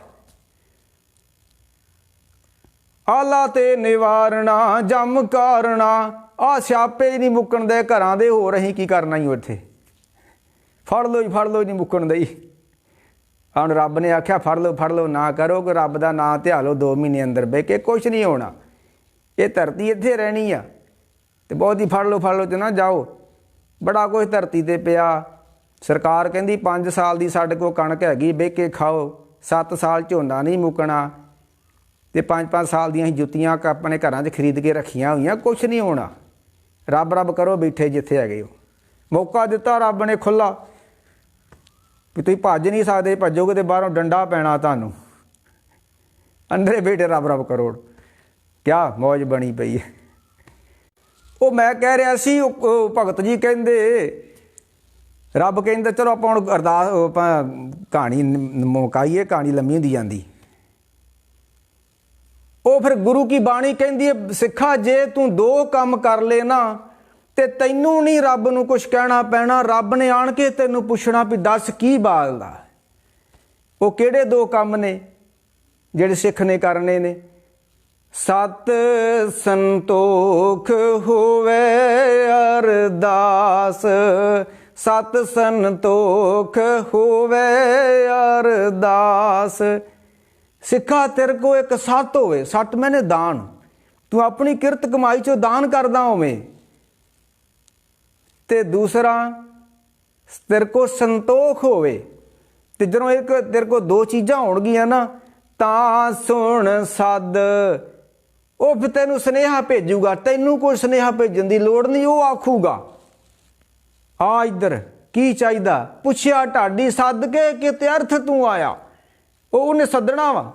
ਜਦੋਂ ਆਉਂਦੇ ਨਾ ਵੀ ਗੁਰਮੁਖ ਘੱਲੇ ਆਵਣ ਜਾਵਣ ਸੱਦਿਆ, ਉਹ ਜਿਹੜਾ ਬਾਣੀ ਗੁਰੂ ਕੀ ਬਾਣੀ ਦਾ ਬਚਨ ਆਉਂਦਾ ਹੈ, ਰਾਮ ਕਲੀ ਸੱਦ ਮੈਨੇ ਸੁਨੇਹਾ। ਉਹ ਆਪਾਂ ਉਹ ਸੋਲ੍ਹਾ ਸਾਹਿਬ ਦਾ ਪਾਠ ਵੀ ਕਰਦੇ ਹਾਂ, ਉਦੋਂ ਹੀ ਬਚਨ ਆਉਂਦਾ, ਸੱਦੜੇ ਨਿਤ ਪਵਨ ਘਰ ਘਰ ਇਹੋ ਪਹੁੰਚਾ, ਸੱਦੜੇ ਮੈਨੇ ਸੁਨੇਹਾ। ਗੁਰੂ ਕੀ ਬਾਣੀ ਕਹਿੰਦੀ ਬੰਦਿਆ ਤੂੰ 2 ਕੰਮ ਕਰ, ਰੱਬ ਤੇਰੇ ਕੋ ਸੁਨੇਹਾ ਭੇਜੂਗਾ, ਜਾਂ ਰੱਬ ਆਊਗਾ ਵੀ ਦੱਸ ਤੈਨੂੰ ਕੀ ਕੰਮ ਹੈ। ਚਲੋ ਅਸੀਂ ਦੁਨੀਆਦਾਰ, ਅਸੀਂ ਭਗਤ ਨਹੀਂ, ਉਹ ਭਗਤਾਂ ਦੀ ਸੁਣਦਾ ਹੈ। ਚਲੋ ਅਸੀਂ ਜੇ ਉਹ ਭਗਤਾਂ ਕੋ ਆਣ ਕੇ ਸੁਣਦਾ ਨਾ, ਤੇ ਅਸੀਂ ਉਹਨੂੰ ਸੁਣਾ ਦਈਏ, ਇੰਨਾ ਤੇ ਕਰ ਹੀ ਸਕਦੇ ਆ ਨਾ। ਮਰ ਕਹਿੰਦੇ ਨੇ ਜਿਨੀ ਤੇਰਾ ਨਾਮ ਧਿਆਇਆ, ਜਿਨੀ ਤੇਰਾ ਨਾਮ ਧਿਆਇਆ, ਤਿੰਨ ਕੋ ਸੱਦ ਮਿਲੇ, ਤਿੰਨ ਕੋ ਸੱਦ ਮਿਲੇ। ਇੱਕੋ ਕੰਮ ਕਰ ਲਾ, ਜੇ ਤੂੰ ਦੂਸਰੇ ਨਹੀਂ ਨਾ ਕੰਮ ਕਰ ਸਕਦਾ। ਸੱਤ ਸੰਤੋਖ ਵਾਲੇ ਰੱਬ ਦਾ ਨਾਮ ਤੇ ਆ, ਇਹਦੇ ਵਿੱਚੋਂ ਸੱਤ ਸੰਤੋਖ ਦੋਵੇਂ ਚੀਜ਼ਾਂ ਪੈਦਾ ਹੋ ਜਾਣੀਆਂ। ਸੇਵ ਕੀਤੀ ਸੰਤੋਖਾਈ, ਜਿਨ ਸੱਚੋ ਸੱਚ ਧਿਆਓ, ਨਿਮੰਦੇ ਪੈ ਨ ਰੱਖਿਓ, ਕਰ ਸ਼ੁਕਰ ਧਰਮ ਕਮਾਇਆ। ਮਾਰ ਕਹਿੰਦੇ ਤੂੰ ਇੱਕ ਕੰਮ ਕਰ, ਬਹੁਤੇ ਨਾ ਕਰ, ਉਹਦੇ ਵਿੱਚ ਤੈਨੂੰ ਸੱਤ ਵੀ ਮਿਲ ਜਾਣਾ। ਤੈਨੂੰ ਦਾਨ ਕਰਨ ਦੀ ਭਾਵਨਾ ਵੀ ਤੇਰੇ ਅੰਦਰ ਜਾਗ ਪੈਣੀ ਆ, ਤੇ ਤੇਰੇ ਅੰਦਰ ਜਦੋਂ ਦਾਨ ਦੀ ਭਾਵਨਾ ਆ ਗਈ ਤੇ ਆਪੇ ਸੰਤੋਖ ਆ ਜਾਣਾ। ਤੇ ਮਰ ਕਹਿੰਦੇ ਨੇ ਜਿਨੀ ਤੇਰਾ ਨਾਮ ਧਿਆਇਆ, ਤਿੰਨ ਕੋ ਸੱਦ ਮਿਲੇ। ਰੱਬ ਫਿਰ ਉਹਨਾਂ ਨੂੰ ਸੱਦਦਾ ਤੇ ਜਾਂ ਕੋਈ ਸੁਨੇਹਾ ਭੇਜ ਦਿੰਦਾ ਵੀ ਤੁਹਾਨੂੰ ਤੁਸੀਂ ਆਪਣੀਆਂ ਲੋੜਾਂ ਦੱਸੋ ਤੇ ਆਪਣੀਆਂ ਲੋੜਾਂ ਪੂਰੀਆਂ ਕਰੋ ਸਾਡੇ ਕੋਲੋਂ। ਇਹ ਹੈ ਅਰਦਾਸ ਦੀ ਸ਼ਕਤੀ, ਇਹ ਹੈ ਭਗਤਾਂ ਦੀ। ਤੂੰ ਭਗਤਾਂ ਕੇ ਵਸ, ਭਗਤਾਂ ਤਾਣ ਤੇਰਾ। ਮੈਂ ਕਹਿ ਰਿਹਾ ਸੀ, ਮੈਂ ਹੁਣ ਉਹ ਸਾਖੀ ਸੁਣਾਉਣ ਲੱਗਾ ਵੀ ਇੱਕ ਸਿੱਖ ਨੇ ਪ੍ਰਕਰਮਾਂ ਵਿੱਚ ਦਰਬਾਰ ਸਾਹਿਬ ਨੇ ਖਲੋ ਕੇ ਅਰਦਾਸ ਕੀਤੀ। ਮੇਰਾ ਸਾਥੀ ਆ, ਉਹ ਮੇਰੇ ਨਾਲ ਪਿਛਲੇ 25 ਸਾਲ ਤੋਂ ਰਹਿ ਰਿਹਾ, ਵਿਚਰ ਰਿਹਾ, ਗੁਰਮੁਖ ਬੰਦਾ। ਉਹਨੇ ਅਰਦਾਸ ਕੀਤੀ ਗੁਰੂ ਰਾਮਦਾਸ ਦੀਆਂ ਪ੍ਰਕਰਮਾਂ 'ਚ ਖਲੋ ਕੇ। ਅਰਦਾਸ ਕੀ ਸੀ ਕਿ ਉਹਦੀ ਜਿਹੜੀ ਘਰ ਵਾਲੀ ਸੀ ਨਾ, ਪਤਨੀ ਉਹਦੀ, ਉਹਨੂੰ ਕੈਂਸਰ ਹੋ ਗਿਆ। ਇਹ 1998 ਦੀ ਗੱਲ ਵਾ, ਅੱਜ ਤੋਂ 21-22 ਸਾਲ ਪਹਿਲਾਂ ਦੀ ਗੱਲ ਹੈ। ਜਿਹੜੇ ਕਹਿੰਦੇ ਨਾ ਕੁਛ ਨਹੀਂ ਹੁੰਦਾ, ਉਹਨਾਂ ਨੂੰ ਮੈਂ ਸੁਣਾਉਣਾ ਚਾਹੁੰਦਾ। ਹੁੰਦਾ ਜਿਨ੍ਹਾਂ ਵਾਸਤੇ ਹੁੰਦਾ, ਉਹਨਾਂ ਵਾਸਤੇ ਬੜਾ ਕੁਛ ਹੁੰਦਾ ਹੈ। ਗੁਰੂ ਰਾਮਦਾਸ ਦੇ ਦਰਬਾਰ ਚੋਂ ਪਤਾ ਨਹੀਂ ਕਿੰਨੇ ਕੁ ਲੋਕ ਰੋਜ਼ ਝੋਲੀਆਂ ਭਰ ਕੇ ਲੈ ਕੇ ਜਾਂਦੇ ਨੇ, ਰੋਗੀਆਂ ਰੋਗ ਕਟਾਈ ਜਾਂਦੇ ਨੇ, ਲੋੜਵੰਦ ਆਪਣੇ ਪਦਾਰਥਾਂ ਦੀਆਂ ਝੋਲੀਆਂ ਭਰੀ ਜਾਂਦੇ ਨੇ, ਤੇ ਰੱਬ ਦੇ ਪਿਆਰੇ ਨਾਮ ਰਸ ਪੀ ਕੇ ਦਰਬਾਰ, ਹੋਰ ਨਾ ਕੁਛ ਮਿਲੇ ਤੁਹਾਨੂੰ ਉੱਥੋਂ ਕੋਈ ਆਨੰਦ ਸ਼ਾਂਤੀ ਤੇ ਮਿਲ ਹੀ ਜਾਣੀ ਹੈ। ਇਹਨਾਂ ਦੀ ਲੋੜ ਨਹੀਂ, ਇਹ ਬਿਲਡਿੰਗਾਂ ਨੇ, ਤੇ ਸਿਰਫ ਲੋੜ ਦਿਮਾਗ ਦੀ ਹੈ ਕਹਿੰਦੇ। ਨਾ ਗੁਰੂ ਗ੍ਰੰਥ ਸਾਹਿਬ ਦੀ ਲੋੜ ਆ, ਨਾ ਕਿਸੇ ਰੱਬ ਦੇ ਘਰ ਦੀ ਲੋੜ ਆ, ਬਸ ਦਿਮਾਗ ਦੀ ਲੋੜ ਆ। ਕਮਾਲ ਹੋ ਗਈ। ਉਹ ਸਿੱਖ ਨੇ ਅਰਦਾਸ ਕੀਤੀ, ਉਹਦੀ ਘਰ ਦੀ ਨੂੰ ਹੋ ਗਿਆ ਕੈਂਸਰ। ਮੇਰਾ ਉਸ ਘਰ ਨਾਲ ਬੜਾ ਸੰਬੰਧ ਹੈ, ਵੇਲੇ ਵੇਲੇ ਉਹ ਜਲ ਪਾਣੀ ਵੀ ਛਕਾਉਂਦੇ ਨੇ। ਉਹਨੂੰ ਉੱਥੇ ਹਸਪਤਾਲ ਹੈ ਲੁਧਿਆਣੇ, MCI ਪਤਾ ਨਹੀਂ ਕੀ ਨਾਮ ਦਾ, ਇੱਕ DMC ਹੈ, ਇੱਕ CMC ਹੈ, ਸ਼ਾਇਦ CMC ਆ, ਅਸਾਈਆਂ ਦਾ ਹਸਪਤਾਲ ਆ ਉੱਥੇ। ਉੱਥੇ ਲੈ ਕੇ ਗਏ, ਸਿਰ ਵਿੱਚ ਕੈਂਸਰ ਸੀ। ਡਾਕਟਰਾਂ ਨੇ ਆਪਰੇਸ਼ਨ ਕੀਤਾ, ਰਸੌਲੀ ਨਿਕਲੀ, ਤੇ ਡਾਕਟਰਾਂ ਨੇ ਆਖਤਾ ਵੀ ਇਹ 2 ਮਹੀਨਿਆਂ ਤੋਂ ਵੱਧ ਹੁਣ ਜੀਂਦੀ ਨਹੀਂ ਰਹਿ ਸਕਦੀ। ਕੈਂਸਰ ਸਾਰੀਆਂ ਸਟੇਜਾਂ ਲੰਘ ਚੁੱਕਾ ਹੈ, ਹੁਣ ਇਹ ਜੀਂਦੀ ਨਹੀਂ ਰਹਿ ਸਕਦੀ। ਘਰ ਨੂੰ ਲੈ ਕੇ ਆ ਗਏ, ਆਪਰੇਸ਼ਨ ਹੋ ਗਿਆ, ਉਹਨਾਂ ਨੇ ਉਹ ਜੋ ਕੁਛ ਕੀਤਾ ਸੀ ਟਾਂਕੇ ਟੁੰਕੇ ਲਾ ਦਿੱਤੇ। ਉਹ ਬੰਦਾ ਫਿਰ ਪ੍ਰਕਰਮਾਂ 'ਚ ਗਿਆ, ਦਰਬਾਰ ਸਾਹਿਬ ਦੀਆਂ 'ਚ, ਗੁਰੂ ਘਰ ਦਾ ਸ਼ਰਧਾਲੂ ਸੀ। ਅਰਦਾਸ ਕੀਤੀ, ਧੰਨ ਗੁਰੂ ਰਾਮਦਾਸ ਸੱਚੇ ਪਾਤਸ਼ਾਹ, ਮੇਰਾ ਬੱਚਾ ਇੱਕ 2 ਸਾਲ ਦਾ ਹੈ, ਤੇਰੀ ਦਾਤ ਹੈ, ਇਹ ਧੀਆਂ ਪੁੱਤ ਦੌਲਤ ਸਭ ਰੱਬਾ ਤੇਰੀ ਦਾਤ ਹੈ। 2 ਸਾਲ ਦਾ ਮੇਰਾ ਬੱਚਾ ਹੈ, ਤੇ 3.5 ਸਾਲ ਦੀ ਮੇਰੀ 4 ਸਾਲ ਦੀ ਧੀ ਹੈ।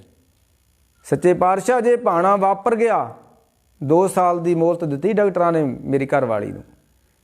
ਉਹ ਸਿੰਘ ਨੇ ਅਰਦਾਸ ਕੀਤੀ ਪ੍ਰਕਰਮਾਂ 'ਚ ਖਲੋ ਕੇ, ਸੱਚੇ ਪਾਤਸ਼ਾਹ ਜੇ ਇਹ ਭਾਣਾ ਵਾਪਰ ਗਿਆ, ਨਾਲ ਦੀ ਮੇਰੀ ਚੜ੍ਹਾਈ ਕਰ ਗਈ, ਸੱਚੇ ਪਾਤਸ਼ਾਹ ਬੱਚੇ ਰੁੱਲ ਜਾਣਗੇ, ਮਾਵਾਂ ਤੋਂ ਬਿਨਾਂ ਬੱਚਿਆਂ ਨੂੰ ਕੋਈ ਨਹੀਂ ਸੰਭਾਲਦਾ। ਇੱਕ ਮਾਂ ਹੀ ਹੈ ਜਿਹੜੀ ਆਪਣੇ ਬੱਚਿਆਂ ਨੂੰ ਸੰਭਾਲ ਸਕਦੀ। ਅਰਦਾਸ ਕੀਤੀ, ਧੰਨ ਗੁਰੂ ਰਾਮਦਾਸ, ਭਾਣਾ ਤੇ ਤੇਰਾ ਸੱਤ ਵਾ, ਇਹਨੂੰ ਤਾਂ ਕੋਈ ਟਾਲ ਨਹੀਂ ਸਕਦਾ, ਮੌਤ ਤਾਂ ਸੱਚਾਈ ਹੈ, ਪਰ ਮੇਰੀ ਅਰਦਾਸ ਸੁਣ ਗਰੀਬ ਦੀ ਸੱਚੇ ਪਾਤਸ਼ਾਹ ਗੁਰੂ ਰਾਮਦਾਸ, ਬੱਚੇ ਰੁੱਲ ਜਾਣਗੇ, ਮੈਨੂੰ 16 ਸਾਲ ਦੇ ਦੇ। ਵਾਹ, 16 ਸਾਲ ਦੀ ਅਰਦਾਸ ਕੀਤੀ ਮਹਾਰਾਜ, 16 ਸਾਲ ਹੋਰ ਮੇਰੇ ਕੋਲ ਰਹਿਣ ਦਿਓ, ਉਸ ਨੂੰ ਮੇਰੇ ਬੱਚੇ ਪਲ ਜਾਣਗੇ। ਜਿਹੜੇ ਕਹਿੰਦੇ ਨਾ ਕੁਛ ਨਹੀਂ ਹੁੰਦਾ, ਸੁਣਿਓ ਜੇ। ਅਰਦਾਸ ਕੀਤੀ, ਰੋਗ ਉੱਥੇ ਦਾ ਉੱਥੇ ਹੀ ਖਲੋ ਗਿਆ। ਉਹ 16 ਸਾਲ ਬੀਬੀ ਜੀਂਦੀ ਰਹੀ, 16 ਸਾਲਾਂ ਬਾਅਦ ਰੋਗ ਫੇਰ ਤੁਰ ਪਿਆ। ਮਹੀਨਾ 2 ਮਹੀਨਾ ਇਲਾਜ ਉਹਨਾਂ ਨੇ ਕਰਾਇਆ, ਤੇ 16 ਸਾਲਾਂ ਬਾਅਦ ਉਸ ਬੀਬੀ ਨੇ ਪ੍ਰਾਣ ਤਿਆਗ ਦਿੱਤੇ। ਅਰਦਾਸ ਕੀਤੀ, ਸੱਚੇ ਪਾਤਸ਼ਾਹ 16 ਸਾਲ ਦੀ ਜ਼ਿੰਦਗੀ ਮੈਂ ਤੇਰੇ ਕੋਲ ਮੰਗਦਾ। ਡਾਕਟਰਾਂ ਨੇ ਜਵਾਬ ਦੇ ਦਿੱਤਾ ਹੈ, ਪਰ ਮੈਂ 16 ਸਾਲ ਦੀ ਜ਼ਿੰਦਗੀ ਮੰਗਦਾ, ਮੇਰੀ ਘਰ ਦੀ ਨੂੰ 16 ਸਾਲ ਦੀ ਜ਼ਿੰਦਗੀ ਦੇ ਦਿਓ। 16 ਸਾਲ ਮੌਤ ਲਾਗੇ ਨਹੀਂ ਆਈ। ਜਿੱਦਣ 16 ਸਾਲ ਹੋਏ ਨਾ, ਕੈਂਸਰ ਫਿਰ ਉੱਥੋਂ ਹੀ ਤੁਰ ਪਿਆ, ਖਲੋਤਾ ਰਿਹਾ 16 ਸਾਲ। ਉਹ 16 ਸਾਲਾਂ ਬਾਅਦ ਉਹ ਬੀਬੀ ਦੀ ਫਿਰ ਡੈਥ ਹੋ ਗਈ। ਤੇ ਜਿੱਦਣ ਉਹਦਾ ਭੋਗ ਸੀ ਨਾ, ਮੈਂ ਉੱਥੇ ਕਥਾ ਸੁਣਾਈ ਸੀ, ਲੋਕੋ ਖਸਮ ਦਾ ਦਰ ਨਾ ਛੱਡੋ। ਆ ਕਿੱਡਾ ਵੱਡਾ ਚਮਤਕਾਰ ਹੋਇਆ ਕਿ ਡਾਕਟਰਾਂ ਨੇ ਆਖਿਆ 2 ਮਹੀਨੇ ਆ, ਤੇ ਇਸ ਸਿੱਧਕਵਾਨ ਸਿੱਖ ਨੇ ਅਰਦਾਸ ਕੀਤੀ, ਗੁਰੂ ਰਾਮਦਾਸ 16 ਸਾਲ ਦੇ ਦਿਓ, ਬਹੁਤਾ ਨਹੀਂ। ਤੇ ਜਿੱਦਣ 16 ਸਾਲ ਪੂਰੇ ਹੋ ਗਏ, ਉਦਣ ਬੀਬੀ ਚੜ੍ਹਾਈ ਕਰ ਗਈ, ਤੇ ਮੈਂ ਉੱਥੇ ਕਥਾ ਕੀਤੀ। ਫਿਰ ਮੈਂ ਕਿਹਾ, ਲੋਕੋ ਨਾ ਭਟਕੋ, ਨਾ ਮੜੀਆਂ ਮਸਾਣਾ ਕਬਰਾਂ, ਨਾ ਬਾਬਿਆਂ ਤੇ ਜਾਓ, ਗੁਰੂ ਰਾਮਦਾਸ ਦੇ ਘਰ ਤੋਂ ਕੋਈ ਵੱਡਾ ਘਰ ਨਹੀਂ ਆ, ਜਿਹਦੀ ਉੱਥੋਂ ਨਹੀਂ ਨਾ ਝੋਲੀ ਭਰੀ ਗਈ, ਕਿਤੇ ਉਹ ਨਹੀਂ ਜੇ ਭਰੀ ਜਾਣੀ।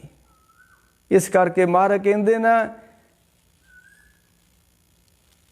ਜੇ ਦਰ ਮੰਗਤ ਕੂਕ ਕਰੇ, ਸਿੱਖਾ ਤੂੰ ਪੁਕਾਰ ਤਾਂ ਕਰ ਖਸਮੇ, ਜੇ ਦੇ ਦਰ ਮੰਗਤ ਕੂਕ ਕਰੇ ਖਸਮੀ, ਜੇ ਦਰ ਮੰਗਤ ਕੂਕ ਕਰੇ, ਤੂੰ ਪੁਕਾਰ ਕਰ, ਤੇ ਪਰ ਤੇਰੀ ਤਾਂ ਸੁਣੀ ਜਾਣੀ ਆ। ਖਸਮੀ ਤੇ ਸਤ ਸੰਤੋਖ ਹੋਵੇ ਅਰਦਾਸ, ਤਾਂ ਸੁਣ ਸਦ ਬਹਾਲੇ ਪਾਸ। ਜਿਨੀ ਤੇਰਾ ਨਾਮ ਧਿਆਇਆ ਤਿਨ ਕੋ ਸਦ ਮਿਲੇ। ਤੂੰ ਰੱਬ ਦੇ ਨਾਲ ਚਿੱਤ ਨੂੰ ਇਕਾਗਰ ਕਰਕੇ ਜੋ ਵੀ ਮੰਗੇਗਾ, ਜੋ ਇਸੇ ਸੋ ਫਲ ਪਾਈ ਸੀ, ਤੂੰ ਕੁਛ ਵੀ ਮੰਗ ਲਈ। ਪਰ ਜਿੱਦਣ ਤੇ ਰੱਬ ਦੇ ਵਿੱਚ ਧਿਆਨ ਜੁੜ ਜਾਂਦਾ, ਮੰਗਾ ਸਭੇ ਇੱਛਾ ਪੂਰੀਆਂ ਜਾਂ ਪਾਇਆ ਗਮ ਪਾਰਾ। ਜਿੱਦਣ ਤੇ ਚਿੱਤ ਬਿਲਕੁਲ ਇਕਾਗਰ ਹੋ ਕੇ ਰੱਬ 'ਚ ਲੀਨ ਹੋ ਜਾਂਦਾ, ਮੰਗ ਕੋਈ ਰਹਿੰਦੀ ਨਹੀਂ, ਮੰਗਾਂ ਹੀ ਮੁੱਕ ਗਈਆਂ। ਹਾਂ, ਤੁਸੀਂ ਦੁਨੀਆਦਾਰ ਹੋ, ਤੁਹਾਨੂੰ ਲੋੜ ਹੈ ਧੀਆਂ ਪੁੱਤਾਂ, ਪਦਾਰਥਾਂ ਦੀ, ਦੌਲਤਾਂ ਸ਼ੌਹਰਤਾਂ ਦੀ। ਇਹ ਚਾਹੀਦੀਆਂ ਜ਼ਿੰਦਗੀ 'ਚ, ਦੌਲਤ ਚਾਹੀਦੀ ਆ, ਧੀ ਪੁੱਤ ਵੀ ਚਾਹੀਦੇ ਨੇ, ਸਭ ਕੁਛ ਚਾਹੀਦਾ ਜੀਣ ਵਾਸਤੇ। ਇਹ ਸਭ ਕੁਛ ਗੁਰੂ ਦਰ ਤੋਂ ਮਿਲਦਾ ਹੈ, ਜਿਹੜੇ ਸੱਚੇ ਸਿਦਕ ਭਰੋਸੇ ਦੇ ਨਾਲ ਅਰਦਾਸ ਕਰਦੇ ਨੇ। ਤੇ ਮਾਰ ਸੱਚੇ ਪਾਤਸ਼ਾਹ ਰਹਿਮਤਾਂ ਬਖਸ਼ਾਂ ਕਰਨ। ਮੈਂ ਹੁਣ 1 ਮਿੰਟ ਦੀ ਗੱਲ ਸੁਣਾ ਕੇ ਸਮਾਪਤੀ ਕਰਾਂ। ਉਹੀ ਬੰਦਾ ਜਿਹਨੇ ਅਰਦਾਸ ਕੀਤੀ, ਗੁਰੂ ਰਾਮਦਾਸ 16 ਸਾਲ ਦਾ ਸਮਾਂ ਦੇ ਦਿਓ। ਗੁਰੂ ਰਾਮਦਾਸ ਨੇ 16 ਸਾਲ ਦੇ ਦਿੱਤੇ। ਫਿਰ ਉਹਦੇ ਘਰ ਵਿੱਚ ਇੱਕ ਅੰਬ ਸੀ, ਕੋਈ 60-70 ਸਾਲ ਪੁਰਾਣਾ ਅੰਬ ਦਾ ਰੁੱਖ ਸੀ, ਵੱਡਾ ਵੱਡਾ।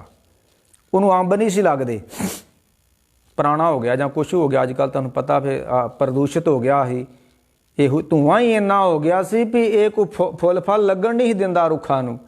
ਹੁਣ ਸਾਫ਼ ਹੋ ਗਿਆ, ਕਿਆ ਮੌਜ ਬਣੀ ਪਈ ਹੈ, ਕਿਆ ਆਨੰਦ ਬਣ ਗਿਆ। ਦੇਖ ਫੂਲ ਫੂਲਿਆ ਹੰਗ ਤਿਆਗ ਤਿਆਗੇ, ਕਿੱਦਾਂ ਫੁੱਲ ਖਿੜਦੇ ਨੇ, ਧੂੰਆਂ ਖਤਮ ਹੋ ਗਿਆ। ਧੂੰਏ 'ਚ ਫੁੱਲ ਕਾਹਦੇ ਖਿੜਦੇ ਹੁੰਦੇ ਆ? ਮਨੁੱਖ ਨੇ ਗੱਡੀਆਂ ਭਜਾ ਕੇ ਧੂੰਆਂ ਹੀ ਧਰਤੀ 'ਤੇ ਕਰ ਛੱਡਿਆ। ਭਗਤ ਪੂਰਨ ਸਿੰਘ ਨੇ ਗੱਲ ਅੱਜ ਤੋਂ 60-70 ਸਾਲ ਪਹਿਲਾਂ ਕਹੀ ਸੀ ਕਿ ਲੋਕੋ ਰੁੱਖ ਨਾ ਵੱਢਿਓ। ਜੇ ਤੁਸੀਂ ਰੁੱਖ ਵੱਢ ਕੇ ਵੇਚ ਕੇ ਕਾਰਾਂ ਗੱਡੀਆਂ ਬੱਸਾਂ ਘਰ ਖਿਲਾਰ ਲੀਆਂ ਨਾ, ਤੇ ਤੁਸੀਂ ਅਣਿਆਈ ਮੌਤੇ ਮਰੋਗੇ। ਤੁਹਾਨੂੰ ਉਹ ਰੋਗ ਲੱਗਣਗੇ ਜਿਹਦਾ ਇਲਾਜ ਕੋਈ ਨਹੀਂ ਹੋਊਗਾ। ਕੌਣ ਮੰਨਦਾ ਸਿਆਣੀਆਂ ਦੀਆਂ ਬਾਤਾਂ ਨੂੰ? ਉਹ ਮੈਂ ਕਹਿ ਰਿਹਾ ਸੀ, ਉਸੇ ਪਰਿਵਾਰ ਦੇ ਵਿੱਚ ਇੱਕ ਰੁੱਖ ਸੀ ਅੰਬਾਂ ਦਾ, ਉਹਨੂੰ ਅੰਬ ਨਹੀਂ ਸੀ ਲੱਗਦੇ। ਉਸੇ ਸਿੰਘ ਨੇ ਜਾ ਕੇ ਦਰਬਾਰ ਸਾਹਿਬੋਂ ਸਰੋਵਰ ਵਿੱਚੋਂ ਜਲ ਲਿਆਂਦਾ ਤੇ ਉਹ ਅੰਬ ਨੂੰ ਪਾਇਆ ਤੇ ਉਹਨੂੰ ਅੰਬ ਲੱਗਣ ਲੱਗ ਪਏ। ਵੇਖੋ ਕਿਆ ਬਾਤ। ਇਹ ਕਹਿਣਾ ਜੀ ਲਓ ਆ ਵੀ ਇੱਕ ਨਵਾਂ ਗੱਪੀ ਆ ਗਿਆ ਜੀ, ਹੁਣ ਇਹ ਵੀ ਕਈ ਕਹਿ ਹੀ ਦੇਣਾ ਕੋਈ ਬਾਤ ਨਹੀਂ ਭਾਈ। ਪਰ ਮੇਰੇ ਵਰਗਾ ਜੇ ਜਾ ਕੇ ਪਾਣੀ ਲਿਆਊਗਾ ਨਾ ਉੱਥੋਂ, ਤੇ ਉਹਦੇ ਲੱਗੇ ਵੀ ਝੜ ਜਾਣੇ ਜੇ। ਕਿਉਂ? ਉਹਦੇ ਲੱਗਦੇ ਨਹੀਂ ਸੀ, ਉਹਨੇ ਪਾਣੀ ਪਾਇਆ ਸਰੋਵਰ 'ਚੋਂ ਲਿਆਣ ਕੇ ਜਲ, ਤੇ ਅੰਬ ਲੱਗਣੇ ਸ਼ੁਰੂ ਹੋ ਗਏ। ਤੇ ਜੇ ਮੇਰੇ ਵਰਗਾ ਬੇਭਰੋਸਾ ਬੇਸਿਦਕ ਉੱਥੋਂ ਜਾ ਕੇ ਹੁਣ ਜਲ ਲਿਆਊਗਾ ਨਾ, ਤੇ ਜਿਹੜੇ 2 ਅੰਬੀਆਂ ਲੱਗੀਆਂ ਉਹ ਵੀ ਝੜ ਜਾਣੀਆਂ ਜੇ। ਭਰੋਸਾ ਹੀ ਕੋਈ ਨਹੀਂ ਗਾ। ਭਾਵਣੀਆਂ ਸੋ ਪਾਈਏ। ਗੱਲ ਤੁਹਾਡੇ ਸਿਦਕ ਦੀ ਆ, ਗੱਲ ਸਾਡੇ ਭਰੋਸੇ ਦੀ ਆ। ਗੁਰੂ ਆਪਣੇ ਥਾਂ ਤੇ ਕਾਇਮ ਹੈ। ਸਤਿਗੁਰੂ ਨੂੰ ਜਿਹਾ ਕੋਈ ਸਿਧਾ ਤੇਹਾ ਫਲ ਪਾਵੇ ਕੋਏ। ਇਹ ਨਹੀਂ ਹੈ ਤੇਰੀ ਇੱਛਾ ਕੀ ਆ, ਉਹ ਗੁਰੂ ਭਾਵਨੀ ਸਿੱਖਾਂ ਦੀ ਪੂਰੀ ਕਰਦਾ। ਤੇ ਹੁਣ ਆਪਾਂ ਇੱਥੇ ਵਿਚਾਰ ਨੂੰ ਸੰਕੋਚ ਕਰੀਏ, ਸਮਾਪਤੀ ਕਰੀਏ। ਗੱਲ ਕਾਫੀ ਲੰਮੀ ਹੋ ਗਈ। ਅੱਜ ਦਾ ਵਿਸ਼ਾ ਸੀ ਕਿ ਜਗ ਅਰਜ ਗੁਫਤਮ ਪੇਸ਼ ਤੋਂ। ਗੁਰੂ ਨਾਨਕ ਸਾਹਿਬ ਕਹਿੰਦੇ ਰੱਬਾ ਮੇਰੀ ਇੱਕ ਅਰਦਾਸ ਹੈ। ਜੇ ਗੁਰੂ ਨਾਨਕ ਸਾਹਿਬ ਅਰਦਾਸ ਕਰ ਸਕਦੇ ਨੇ ਸੱਚੇ ਪਰਵਤਗਾਰ ਦੇ ਅੱਗੇ, ਤੇ ਅੱਜ ਦਾ ਸਿੱਖ ਅਰਦਾਸ ਤੋਂ ਹੀ ਆਕੀ ਹੋ ਗਿਆ। ਬਾ ਕਮਾਲ ਹੋ ਗਈ। ਕਲਗੀਧਰ ਸੱਚੇ ਪਾਤਸ਼ਾਹ ਨੇ ਆਖਿਆ ਸੀ ਕਿ ਸਿੱਖ ਨੇ ਹਰ ਕਾਰਜ ਦੇ ਆਰੰਭ ਵਿੱਚ ਅਰਦਾਸ ਕਰਨੀ ਹੈ। ਇਹ ਵੀ ਬਚਨ ਰਹਿਤਨਾਮੇ 'ਚ ਮਿਲਦਾ ਵੀ ਬਿਨਾਂ ਅਰਦਾਸ ਜੋ ਕਾਜ ਸੁਧਾਰੇ। ਜਿਹੜਾ ਸਿੱਖ ਅਰਦਾਸ ਤੋਂ ਬਿਨਾਂ ਕੰਮ ਸ਼ੁਰੂ ਕਰ ਦਿੰਦਾ ਹੈ, ਉਹਦਾ ਕਾਰਜ ਸਿਰੇ ਨਹੀਂ ਚੜ੍ਹਦਾ। ਤੇ ਜੇ ਅਰਦਾਸ ਕਰਕੇ ਕਰੋਗੇ ਤੇ ਫਿਰ ਬਰਕਤਾਂ ਪੈ ਜਾਂਦੀਆਂ ਨੇ। ਤੇ ਗੁਰੂ ਗੋਬਿੰਦ ਸਿੰਘ ਤੇ ਆਪ ਅਰਦਾਸ ਕਰਦੇ ਹੁੰਦੇ ਸੀ। ਜਦੋਂ ਘੋੜੇ ਤੇ ਚੜ੍ਹਨਾ ਨਾ ਸੱਚੇ ਪਾਤਸ਼ਾਹ ਨੇ, ਤੇ ਬਸ ਇੰਨਾ ਹੀ ਕਹਿਣਾ, ਐ ਅਕਾਲ ਪੁਰਖ ਚੜ੍ਹਦਿਆਂ ਦੀ ਲਾਜ ਰੱਖਿਓ, ਬਸ ਤੁਰਦਿਆਂ ਦੀ ਲਾਜ ਰੱਖਿਓ, ਸਰਬ ਠੋਰ ਮੋਹ ਹੋਰ ਸਹਾਈ। ਜਦ ਵੀ ਘਰੋਂ ਬਾ ਕਿਤੇ ਤੁਰੋ ਕੰਮ ਕਾਜ ਤੇ, ਬਸ ਇਸ ਤਰ੍ਹਾਂ ਹੀ ਸੱਚੇ ਪਾਤਸ਼ਾਹ ਤੁਰਨ ਲੱਗਾ ਵਾਂ, ਸਹਾਈ ਹੋਣਾ। ਇੰਨਾ ਹੀ ਕਹਿਣਾ, ਬਹੁਤਾ ਨਹੀਂ। ਬਹੁਤੇ ਕੋਈ ਭਗੌਤੀਆਂ ਨਹੀਂ ਸਿਮਰ ਕੇ ਇੱਦਾਂ ਹੀ ਕਹਿ ਦੇਣਾ, ਸੱਚੇ ਪਾਤਸ਼ਾਹ मैं जान लगा, मेरे कारज च सहाई होयो। वेखो क्या बात है। एक करी बड़ी पुरानी गल है, इत्थों असीं तुरन लगे गुरुद्वारा साहिब तो,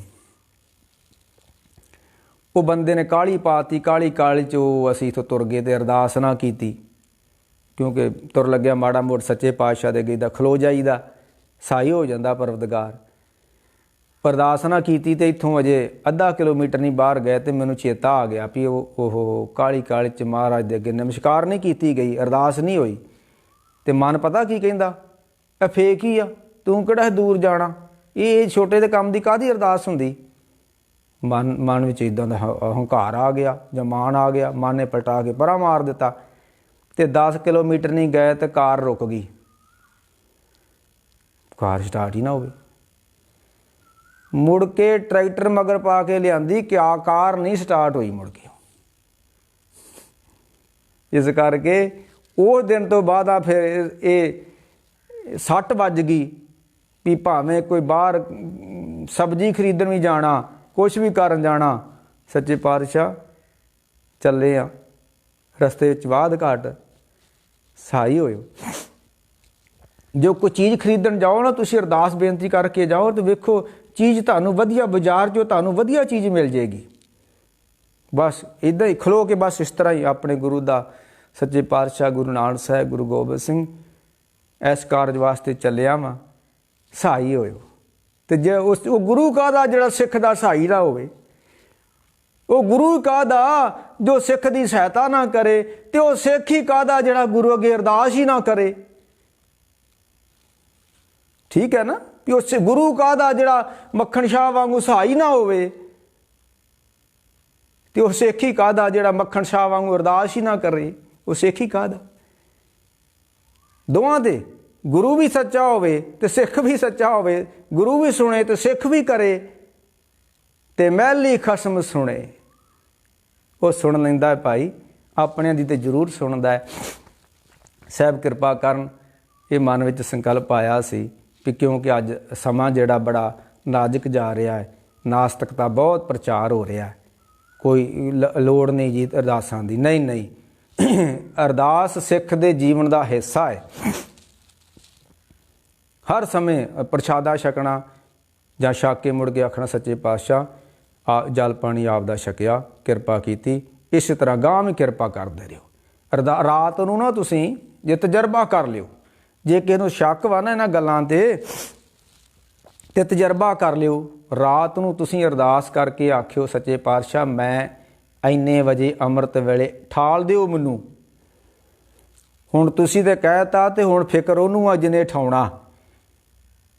ਤੁਸੀਂ ਕਿਤੇ ਘਰ 'ਚ ਹੋ ਨਾ ਤੇ ਕਿਸੇ ਘਰ ਦੇ ਮੈਂਬਰ ਨੂੰ ਆਖਦੇ ਵੀ ਮੈਂ ਰਾਤ ਇੰਨੇ ਵਜੇ ਉੱਠਣਾ ਹੀ ਤੇ ਮੈਨੂੰ ਤੂੰ ਠਾ ਦੀ, ਹੁਣ ਫਿਕਰ ਉਹਨੂੰ ਆ ਜਿਹਨੇ ਠਾਉਣਾ ਵਾ। ਸਿੱਖ ਨੇ ਸੱਚੇ ਪਾਤਸ਼ਾਹ ਦੇ ਅੱਗੇ ਬੇਨਤੀ ਕਰਕੇ ਬੇਪਰਵਾਹ ਹੋ ਕੇ ਸੌਂ ਜਾਣਾ ਕਿ ਸੱਚੇ ਪਾਤਸ਼ਾਹ ਮੈਂ 3 ਵਜੇ 4 ਵਜੇ ਜਿੰਨਾ ਵੀ ਆਪਣਾ ਸਰੀਰ ਜੱਚਦਾ ਹੈ। वैसे ਅੰਮ੍ਰਿਤ ਵੇਲਾ सूरज ते चढ़न तो 3 घंटे पहला शुरू होंदा है। तुसी गृहस्थी लोग हो अपने हिसाब नाल कर लो, कोई बड़ी बात नहीं। अरदास बेनती करके आखियो सच्चे पातशाह मैनू इन्ने क वजे ठा दिओ। वेखियो फिर तुसीं जे 4 वजे दी अरदास करती ना ते मिनट वाली सूई भी ते सकिंट वाली भी सूई जदों तुसीं वेखोगे टाइम पीस ते उत्थे होगी 4 वजे ते। 1 सैकंड का फर्क नहीं, उन्होंने बड़ा फिक्र है कि सिख ने मैनू कह दिता मैं हुण करना है। उन्होंने बड़ा फिक्र है कि जोगा बाजार च किते होर पासे तुर गया, उन्होंने फिक्र है तो उन्होंने फिक्र है सिख ने मैनू अरदास बेनती की है मैं ठाउणा। इस तरह भाई भावना दे नाल जिहड़ा अज भी कोई सच्चे मन दे नाल खुदा मंजूर करता है जब दुआ दिल से होती है कि जे बड़ी मुश्किल है कि बड़ी मुश्किल से होती है। तो साहब कृपा करन भाई, भुल चुक दी क्षमा। समा काफ़ी लग गया, मैं तो कहा सी हरमनजीत सिंह हुणां नूं भी मैं तो आधा क घंटा लाऊँगा, पर वो महाराज सच्चे पातशाह ने ऐसा समा आप ही सच्चे पातशाह ने बनाता। इसी तरह तुसीं इस चैनल नाल जुड़े रहो, ये तुहाडा अपना ही चैनल है जिते तुसीं सुन रहे हो। आने वाले समय च आपां कोई गुरमतियां विचारा करते रहांगे क्योंकि आप आज़ाद बैठे हाँ। ਇੱਥੇ ਕਿਸੇ ਬਾਬੇ ਦਾ, ਗਿਆਨੀ ਦਾ, ਜਥੇਦਾਰ ਦਾ, ਡੇਰੇਦਾਰ ਦਾ ਨਹੀਂ ਹੁਕਮ ਚੱਲਣਾ ਵੀ ਇੱਦਾਂ ਦੀ ਕਥਾ ਕਰੋ। ਅਸੀਂ ਇੱਥੇ ਉਹ ਕਥਾ ਉਹ ਕਰਨੀ ਜੇ ਮੇਰੇ ਸਾਹਿਬ ਨੂੰ ਪਾਵੇ। ਇਸੇ ਕਰਕੇ ਮੈਂ ਸਟੇਜਾਂ 'ਤੇ ਜਾਂਦਾ ਨਹੀਂ। ਲੋਕੀ ਉੱਥੇ ਪੈਰ ਦੀ ਜੁੱਤੀ ਬਣਾ ਕੇ ਰੱਖਦੇ ਸਾਨੂੰ ਵੀ ਬਾਬਾ ਜੀ ਆਹ ਨਾ ਬੋਲ ਦਿਓ ਕਿਤੇ, ਆਹ ਨਾ ਬੋਲ ਦਿਓ ਕਿਤੇ। ਇਹਨਾਂ 10-10 ਰੁਪਈਏ ਦਿੱਤੇ ਬਾਬਾ ਜੀ ਸਾਨੂੰ, ਉਹ 10 ਰੁਪਏ ਸਾਨੂੰ ਧਰਮ ਹੀ ਛੱਡਣਾ ਪੈ ਜਾਂਦਾ, ਆਪਣਾ ਝੂਠ ਹੀ ਬੋਲਣਾ ਪੈ ਜਾਂਦਾ। ਸਾਹਿਬ ਰਹਿਮਤ ਕਰਨ ਭਾਈ, ਇਹ ਕਿੱਡੀ ਰਹਿਮਤ ਕੀਤੀ ਪਰਵਦਗਾਰ ਨੇ। ਤੁਸੀਂ ਇੱਦਾਂ ਹੀ ਗੁਰੂ ਕੇ ਬਚਨਾਂ ਦੇ ਦਰਸ਼ਨ ਕਰ ਲੈਂਦੇ ਹੋ, ਘਰ ਬੈਠੇ ਹੀ ਕਰ ਲੈਂਦੇ ਹੋ। ਤੋ ਇੰਨਾ ਹੀ ਕਹਿੰਦਾ, ਦਾਸ ਖਿਮਨ ਨਾ ਜਾਚਕੈ, ਆਪਣਾ ਸੁਝਾਅ ਜ਼ਰੂਰ ਦਿਓ।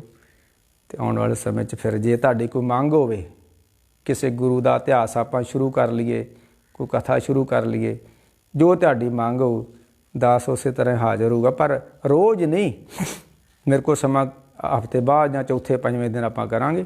ਰੋਜ਼ ਨਹੀਂ, ਮੈਂ ਆਪਣਾ ਨਿਤਨੇਮ ਹੀ ਕਰਨਾ ਹੁੰਦਾ ਭਾਈ, ਕੋਈ ਰੱਬ ਰੱਬ ਕੇ ਕਰਨਾ ਹੁੰਦਾ। ਤਾਂ ਸਾਹਿਬ ਕਿਰਪਾ ਕਰਨ ਜੀ, ਸਭ ਸੰਗਤਾਂ ਨੂੰ ਫਤਿਹ ਜੀ। ਵਾਹਿਗੁਰੂ ਜੀ ਕਾ ਖਾਲਸਾ, ਵਾਹਿਗੁਰੂ ਜੀ ਕੀ ਫਤਿਹ।